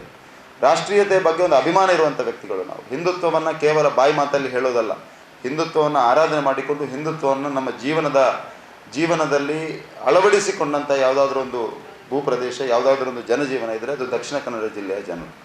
ನಾವು ಜಾತಿಯ ಆಧಾರದಲ್ಲಿ ಯಾವತ್ತೂ ಹೋಗಲಿಲ್ಲ. ಹಿಂದೂ ಸಮಾಜವನ್ನು ಒಟ್ಟಾಗಿ ಯೋಚನೆ ಮಾಡಿಕೊಂಡು ಹಿಂದೂ ಜೀವನ ಪದ್ಧತಿಯನ್ನು ಪ್ರಾಮಾಣಿಕವಾಗಿ ಅಳವಡಿಸಿಕೊಂಡು ಹೋದಲ್ಲಿ ಬಂದಲ್ಲಿ ಆ ಜೀವನ ಪದ್ಧತಿಯ ಮೌಲ್ಯವನ್ನು, ಅದರ ಹಿರಿಮೆಯನ್ನು ತೋರಿಸಿಕೊಟ್ಟಂಥ ಜನಜೀವನ ಇದ್ದರೆ ಅದು ದಕ್ಷಿಣ ಕನ್ನಡ ಜಿಲ್ಲೆಯ ಜನರು. ಹಾಗಾಗಿ ಇಂಥ ಒಂದು ವಿಶೇಷವಾದ ಭೂಪ್ರದೇಶ, ವಿಶೇಷವಾದ ಸಾಮರ್ಥ್ಯ ಇರುವಂಥ ವ್ಯಕ್ತಿಗಳು, ಭಗವಂತನೇ ಆಶೀರ್ವಾದ ಮಾಡಿದಂಥ ವ್ಯಕ್ತಿಗಳು, ನಾವು ನಮ್ಮ ಸಾಮರ್ಥ್ಯಕ್ಕೆ ಅನುಗುಣವಾಗಿ ಕೆಲಸವನ್ನು ಮಾಡದಿದ್ದರೆ, ನಮ್ಮ ಸಾಮರ್ಥ್ಯಕ್ಕೆ ಅನುಗುಣವಾಗಿ ನಮ್ಮ ಕೆಲಸವನ್ನು ಮಾಡದಿದ್ದರೆ ನಾವು ನಮಗೆ ಸಿಕ್ಕಿರುವಂಥ ಈ ಬದುಕಿಗೆ ನ್ಯಾಯ ಕೊಟ್ಟಾಗೆ ಆಗೋದಿಲ್ಲ. ನಾವೊಂದು ಇಕನಾಮಿಕ್ ಪವರ್ ಹೌಸ್ ಆಗ್ಬೋದು, ಆರ್ಥಿಕ ಶಕ್ತಿಯಾಗಿ ಬೆಳೆಯುವಂಥ ಸಾಮರ್ಥ್ಯ ಇದೆ. ನಾವು ಆರ್ಥಿಕ ಶಕ್ತಿಯಾಗಿ ಬೆಳೆದರೆ ಎಲ್ಲರೂ ನಮ್ಮನ್ನು ಸೀರಿಯಸ್ ಆಗಿ ತಗೊಳ್ತಾರೆ. ಹಾಗಾಗಿ ದಕ್ಷಿಣ ಕನ್ನಡವನ್ನು ಕರ್ನಾಟಕದ ಆರ್ಥಿಕ ರಾಜಧಾನಿ, ದಕ್ಷಿಣ ಕನ್ನಡ ಮಂಗಳೂರನ್ನು ಕರ್ನಾಟಕದ ಆರ್ಥಿಕ ಶಕ್ತಿಯಾಗಿ ಬೆಳೆಸುವ ಎಲ್ಲ ವಿಷಯಗಳು ಇಲ್ಲಿದೆ. ನಾವು ಅದನ್ನು ಎಲ್ಲರೂ ಒಟ್ಟಾಗಿ ಯೋಚನೆ ಮಾಡಿ, ಯಾರ್ಯಾರು ಈ ಜಿಲ್ಲೆಯಲ್ಲಿ ಒಂದು ವಿಷಯ ಪರಿಣಿತರಂತ ಇದ್ದಾರೆ, ತಜ್ಞರಿದ್ದಾರೆ, ಈ ಜಿಲ್ಲೆಯ ಬಗ್ಗೆ ಅಭಿಮಾನ ಇದ್ದವರಿದ್ದಾರೆ, ಮಂಗಳೂರು ಅಭಿವೃದ್ಧಿ ಆಗಬೇಕು, ಮಂಗಳೂರಿಗರು ಅಭಿವೃದ್ಧಿ ಆಗಬೇಕು, ರಾಷ್ಟ್ರದ ಒಂದು ಕಾರ್ಯದಲ್ಲಿ ಮಂಗಳೂರಿಗರು ತೊಡಗಿಸಿಕೊಳ್ಬೇಕು ಅನ್ನೋಂಥ ಯೋಚನೆ ಕಲ್ಪನೆ ಇಟ್ಕೊಂಡು ತುಂಬ ಜನರಿದ್ದಾರೆ. ನಮ್ಮ ಉದ್ದೇಶ ಇರುವಂಥದ್ದು ಒಮ್ಮೆ ಆಯ್ಕೆ ಆದ ನಂತರ ಎಲ್ಲರನ್ನ ಜೋಡಿಸಿಕೊಂಡು ಅವರ ಜೊತೆ ಸಂವಾದವನ್ನು ಮಾಡಿಕೊಂಡು ಈ ಜಿಲ್ಲೆಯ ಸಮಗ್ರ ಅಭಿವೃದ್ಧಿಯ ದೃಷ್ಟಿಯಿಂದ ಒಂದು ದೂರದೃಷ್ಟಿಯ ಕಲ್ಪನೆಯನ್ನು ಇಟ್ಕೊಂಡು ನಮ್ಮ ಸನ್ಮಾನ್ಯ ಪ್ರಧಾನಮಂತ್ರಿ ನರೇಂದ್ರ ಮೋದಿಯವರ ವಿಕಸಿತ ಭಾರತದ ಕಲ್ಪನೆ ಏನಿದೆ ಅದಕ್ಕೆ ಪೂರಕವಾದ ಒಂದು ವಿಕಸಿತ ದಕ್ಷಿಣ ಕನ್ನಡವನ್ನು ನಿರ್ಮಾಣ ಮಾಡೋದು ನಮ್ಮ ಯೋಜನೆ, ನಮ್ಮ ಕನಸದು. ಅದು ಕೇವಲ ನಮ್ಮ ಸ್ವಾರ್ಥಕ್ಕೋಸ್ಕರ ಅಲ್ಲ. ದಕ್ಷಿಣ ಕನ್ನಡ ಅಭಿವೃದ್ಧಿ ಆದರೆ ಕರ್ನಾಟಕ ಅಭಿವೃದ್ಧಿ ಆಗ್ತದೆ. ದಕ್ಷಿಣ ಕನ್ನಡ ಅಭಿವೃದ್ಧಿ ಆದರೆ ಕರ್ನಾಟಕದ GDPಗೆ ಒಂದು ದೊಡ್ಡ ಕೊಡುಗೆ ಆಗ್ತದೆ. ಯಾಕೆಂದರೆ ನಾವೊಂದು ಬಂದರು ನಗರಿ. ಈ ಬಂದರನ್ನು ಮಾನಿಟೈಸ್ ಮಾಡುವಂಥದ್ದು, ಬಂದರನ್ನು ಯುಟಿಲೈಸ್ ಮಾಡುವಂಥದ್ದು ಕರ್ನಾಟಕದ ರಾಜಕಾರಣಿಗಳಿಗೆ ಅರ್ಥ ಆಗೋದಿಲ್ಲದ್ರೆ ನಾವು ಅದನ್ನು ಆಗ್ರಹಪೂರ್ವಕವಾಗಿ ಹೇಳಬೇಕು. ಎಲ್ಲೆಲ್ಲಿ ಹೇಳಬೇಕಾ, ಹೇಗೆ ಹೇಳಬೇಕಾ ಅದನ್ನು ಆಗ್ರಹಪೂರ್ವಕವಾಗಿ ಹೇಳುವಂಥ ಅವಶ್ಯಕತೆ ಇದೆ. ಬೆಂಗಳೂರಿಗೆ ಇವತ್ತು entirely dependent on Chennai port ಅಂತ ಆಗಿದ್ದರೆ ಅವರೊಂದು ಸ್ವಲ್ಪ ಯೋಚನೆ ಮಾಡಬೇಕು. ನಮಗಿರುವ ಸಮಸ್ಯೆ ಏನು? ಶಿರಾಡಿ ಘಾಟ್ ಒಂದು ಸಮಸ್ಯೆ. ನಮ್ಮ ಸಂಸದರಾದ ನಳಿನ್ ಕುಮಾರ್ ಕಟೀಲ್ ಅವರು ಕಳೆದ 15 ವರ್ಷದಲ್ಲಿ ತುಂಬ ಯೋಜನೆಗಳನ್ನು ಮಾಡಿದ್ದಾರೆ. ವಿಶೇಷವಾಗಿ ಹೆದ್ದಾರಿಯ ದೃಷ್ಟಿಯಿಂದ ಈ ಜಿಲ್ಲೆಯ ಎಲ್ಲ ಹೆದ್ದಾರಿಗಳು ಇವತ್ತು ಯೋಜನೆ ಅಪ್ರೂವ್ ಆಗಿ ಅನುಷ್ಠಾನದ ಹಂತದಲ್ಲಿ ಇದೆ. ನನ್ನ ಆದ್ಯತೆ ಅವರು ತಂದಿರುವಂಥ ಎಲ್ಲ ಯೋಜನೆಗಳನ್ನು ಸಮಯಬದ್ಧ ರೀತಿಯಲ್ಲಿ ನಮ್ಮ ಶಾಸಕರ ಸಹಕಾರವನ್ನು ಪಡೆದುಕೊಂಡು ಪೂರ್ತಿಗೊಳಿಸುವಂಥ ಕೆಲಸ ಮೊದಲ ಆದ್ಯತೆ ಅದು. ನಂತರ ಇರುವಂಥದ್ದು ನಮಗೆ ಈಗ ಮಂಗಳೂರಿನಿಂದ ಅಡ್ಡಹೊಳೆಯವರೆಗೆ ರಸ್ತೆ ಕಾಮಗಾರಿ ನಡೀತಾ ಇದೆ. ಮೇಲೆ ಹಾಸನದಿಂದ ಮಾರನಹಳ್ಳಿಯವರೆಗೆ ರಸ್ತೆ ಆಗ್ತಾ ಇದೆ. ನಮಗೆ ಇರುವಂಥ ಚಾಲೆಂಜ್ ಅಡ್ಡಹೊಳೆಯಿಂದ ಮಾರನಹಳ್ಳಿ ಹೊಳೆಯ ಮಧ್ಯದಲ್ಲಿರುವಂಥ ಒಂದು 30-35 ಕಿಲೋಮೀಟರ್ನ ಶಿರಾಡಿ ಘಾಟ್. ಈ ಶಿರಾಡಿ ಘಾಟ್ನ ಅಭಿವೃದ್ಧಿಯ ದೃಷ್ಟಿಯಿಂದ ನಾವು ಯೋಚನೆ ಮಾಡಲೇಬೇಕು. ಮಂಗಳೂರು ಬೆಂಗಳೂರು ಮಧ್ಯೆ ನಾವು ಒಬ್ಬ ಮನುಷ್ಯ ಮತ್ತು ಸರಕನ್ನು ಇವತ್ತು 2024ರ ಕಾಲಘಟ್ಟದಲ್ಲಿ ಪ್ರಧಾನಮಂತ್ರಿ ಗತಿಶಕ್ತಿಯ ಬಗ್ಗೆ ಮಾತನಾಡ್ತಾ ಇರುವಂಥ ಸಂದರ್ಭದಲ್ಲಿ ನಾವು ಮಂಗಳೂರಿನಿಂದ ಬೆಂಗಳೂರಿಗೆ ಒಂದು 4 ಗಂಟೆಯಲ್ಲಿ ಹೋಗ್ಲಿಕ್ಕೆ ಆಗದಿದ್ದರೆ then there is something serious problem. ಹಾಗಾಗಿ ಶಿರಾಡಿ ಘಾಟ್ನ ದೃಷ್ಟಿಯಿಂದ ನಾವು ಒಂದು ಸೀರಿಯಸ್ ಆದ ಯೋಚನೆ, ಇದು ಸುಲಭದ ವಿಷಯ ಅಲ್ಲ, ಇದೊಂದು ದೊಡ್ಡ ಸವಾಲು. ಯಾಕೆಂದರೆ ಇವತ್ತು ನ್ಯಾಷನಲ್ ಗ್ರೀನ್ ಟ್ರೈಬ್ಯುನಲ್ ಇದೆ, ಅಲ್ಲಿ ಪರಿಸರದ ಬಗ್ಗೆ ದೊಡ್ಡ ಮಾತನಾಡೋರಿದ್ದಾರೆ, ಕಾನೂನಿನ ತೊಡಕುಗಳಿದೆ. ಇದೆಲ್ಲವನ್ನು ಒಂದು ಸಮಗ್ರವಾಗಿ ಯೋಚನೆ ಮಾಡಿಕೊಂಡು ಮಂಗಳೂರು ಬೆಂಗಳೂರಿನ ಮಧ್ಯೆ ರಸ್ತೆ ಮತ್ತು ರೈಲ್ವೆ ಅಭಿವೃದ್ಧಿಯ ದೃಷ್ಟಿಯಿಂದ ಒಂದು ಪ್ರಾಮಾಣಿಕವಾದ ಯೋಚನೆಯನ್ನು, ಪ್ರಾಮಾಣಿಕವಾದ ಒಂದು ಪ್ರಯತ್ನವನ್ನು ನಾವು ಮಾಡಬೇಕು. ಅದಕ್ಕೆ ಎಲ್ಲರ ಸಹಕಾರ ಬೇಕು. ಜನರ ಮಾನಸಿಕತೆಯನ್ನು ಆ ದಿಸೆಯಲ್ಲಿ ನಿರ್ಮಾಣ ಮಾಡಬೇಕು. ಕಾನೂನಿನ ಸಮಸ್ಯೆಗಳೇನಿದೆ ಅದನ್ನು ಅರ್ಥ ಮಾಡ್ಕೊಳ್ಬೇಕು, ಪರಿಸರದ ಸಮಸ್ಯೆ ಏನಿದೆ ಅರ್ಥ ಮಾಡ್ಕೊಳ್ಬೇಕು. ಒಂದು ಒಳ್ಳೆಯ ಕನ್ಸಲ್ಟೆನ್ಸಿಯನ್ನು ತಂದು ಅದರ ಬಗ್ಗೆ ಅಧ್ಯಯನ ಮಾಡಿ ಆ ಶಿರಾಡಿ ಘಾಟ್ನ ಮಧ್ಯೆ ಒಂದು ಹೊಸ ರಸ್ತೆ ಮತ್ತು ರೈಲ್ವೆ ಲೈನನ್ನು ನಿರ್ಮಾಣ ಮಾಡೋ ದೃಷ್ಟಿಯಿಂದ ಯೋಚನೆ ಮಾಡಿದರೆ ಮಂಗಳೂರು ಬೆಂಗಳೂರು ಮಧ್ಯೆ ಒಂದು 4-4.5 ಗಂಟೆಯಲ್ಲಿ ಜನ ಮತ್ತು ಸರಕು ತಲುಪುವಂಥ ವ್ಯವಸ್ಥೆ ಆದರೆ ಖಂಡಿತವಾಗಿಯೂ ಮಂಗಳೂರಿನ ಅಭಿವೃದ್ಧಿ ಆಗ್ತದೆ. ಕೇವಲ ಮಂಗಳೂರಿನ ಅಭಿವೃದ್ಧಿ ಅಲ್ಲ, ಬೆಂಗಳೂರು ಹಾಸನದ ಅಭಿವೃದ್ಧಿ ಆಗ್ತದೆ. ಇವತ್ತು cost of movement from Bengaluru to Chennai ಅದು ಬೆಂಗಳೂರು ಮಂಗಳೂರು ಮಧ್ಯೆ ಈ ರಸ್ತೆ ಮತ್ತು ರೈಲು ನಿರ್ಮಾಣ ಆದರೆ ಖಂಡಿತವಾಗಿಯೂ ಕಡಿಮೆ ಆಗ್ತದೆ, ಸಹಜವಾಗಿ ಕಡಿಮೆ ಆಗ್ತದೆ. ಹಾಗಾಗಿ ಈ ದಿಸೆಯಲ್ಲಿ ನಾವು ಮಂಗಳೂರನ್ನು ಒಂದು ಪೋರ್ಟ್ ಸಿಟಿಯಾಗಿ, ಮಂಗಳೂರಿನ ಒಂದು ಆರ್ಥಿಕ ಶಕ್ತಿಯಾಗಿ ಬೆಳೆಸುವತ್ತ ನಾನು ಪ್ರಾಮಾಣಿಕವಾದ ಪ್ರಯತ್ನವನ್ನು ಮಾಡ್ತೇನೆ. ಖಂಡಿತವಾಗಿಯೂ ಇದು ಸುಲಭ ಇಲ್ಲ, ಇದೊಂದು ದೊಡ್ಡ ಸವಾಲಿನ ಕೆಲಸ. ಯಾಕೆಂದರೆ ಇದರಲ್ಲಿ ಇಕನಾಮಿಕ್ ಇಂಟ್ರೆಸ್ಟ್ಗಳಿದೆ ತುಂಬ ಜನರದ್ದು. ಚೆನ್ನೈ ಪೋರ್ಟ್ನ ಮೇಲೆ ಡಿಪೆಂಡೆಂಟ್ ಆಗಲೇಬೇಕು ಅನ್ನೋಂಥದ್ದು ಅಲ್ಲಿಯ ಕೆಲವು ಲಾಬಿ ಗ್ರೂಪ್ಸ್ನ ಇದಿರ್ತದೆ. ಹಾಗಾಗಿ ಇದಕ್ಕೆ ತಮ್ಮ ಸಹಕಾರ ಬೇಕು. ಜನರ ಮಾನಸಿಕತೆ ಆ ದಿಸೆಯಲ್ಲಿ ನಿರ್ಮಾಣ ಆಗಬೇಕು. ನಾವು ದಕ್ಷಿಣ ಕನ್ನಡ ಜಿಲ್ಲೆಯನ್ನು ಆ ದೃಷ್ಟಿಯಲ್ಲಿ ಅಭಿವೃದ್ಧಿ ಮಾಡಬೇಕು ಅಂತ ಯೋಚನೆ ಮಾಡಬೇಕು ಅಂಥದ್ದು ನನ್ನ ಕಲ್ಪನೆ. ಈ ರಸ್ತೆ ಮತ್ತು ರೈಲ್ವೆ ಅಭಿವೃದ್ಧಿ ಆದರೆ ಸಹಜವಾಗಿ ಇಲ್ಲಿ ಉದ್ಯಮಗಳು ಸೃಷ್ಟಿಯಾಗ್ತದೆ, ಸಹಜವಾಗಿ ಇಲ್ಲಿ ಕೈಗಾರಿಕೆಗಳು ಸೃಷ್ಟಿಯಾಗ್ತದೆ. ಮತ್ತು ಇನ್ನೊಂದು ಯೋಚನೆ ಏನಂದರೆ ಮಂಗಳೂರು ಸೆಂಟ್ರಿಕ್ ಆಗಿ ಎಲ್ಲ ಅಭಿವೃದ್ಧಿ ಆಗಬಾರ್ದು ಅನ್ನೋಂಥದ್ದು ನನ್ನ ಕಲ್ಪನೆ. ಕೇವಲ ಮಂಗಳೂರು ನಗರವನ್ನು ಯೋಚನೆ ಮಾಡಿಕೊಂಡು ನಾವು ನೋಡಬಾರ್ದು. ದಕ್ಷಿಣ ಕನ್ನಡ ಜಿಲ್ಲೆಯನ್ನು ಸಮಗ್ರವಾಗಿ ನೋಡಬೇಕು. ಇಲ್ಲಿ ಉತ್ಪಾದನಾ ವಲಯಗಳು ಬೇರೆ ಬೇರೆ ಕಡೆಗಳಲ್ಲಿ ಆಗಬೇಕು. ಇವತ್ತು ಸಣ್ಣ ಸಣ್ಣ ಉತ್ಪಾದನಾ ಕೇಂದ್ರಗಳನ್ನು ಬೇರೆ ಬೇರೆ ತಾಲೂಕು ಮಟ್ಟದಲ್ಲಿ ತಾಲೂಕುಗಳಲ್ಲಿ ಮಾಡ್ಬೋದು. ಯಾಕೆಂದರೆ there is skilled manpower ಅಲ್ಲಿದೆ. ಅದನ್ನು ಹೇಗೆ ತೊಡಗಿಸಿಕೊಂಡು ಅಲ್ಲಿ ಸಣ್ಣ ಸಣ್ಣ ಉತ್ಪಾದನಾ ವಲಯಗಳನ್ನು ನಿರ್ಮಾಣ ಮಾಡ್ಬೋದು ಅನ್ನುವಂಥ ಯೋಚನೆ ಕೂಡ ನಾವು ಮಾಡಬೇಕು. ನನಗೆ ಇರೋದು ಇದರಲ್ಲಿ ದೊಡ್ಡ ಸವಾಲು ಏನಂದರೆ, ಒಂದು ನಮ್ಮ ಜನರ ಮಾನಸಿಕತೆಯೂ ಬದಲಾಗಬೇಕು, ನಾವು ಯೋಚನೆ ಮಾಡುವ ಶೈಲಿ ಬದಲಾಗಬೇಕು, ಇಲ್ಲಿ ಉದ್ಯಮ ಸೃಷ್ಟಿಯಾಗಬೇಕು, ಉದ್ಯೋಗ ಸೃಷ್ಟಿಯಾಗಬೇಕು.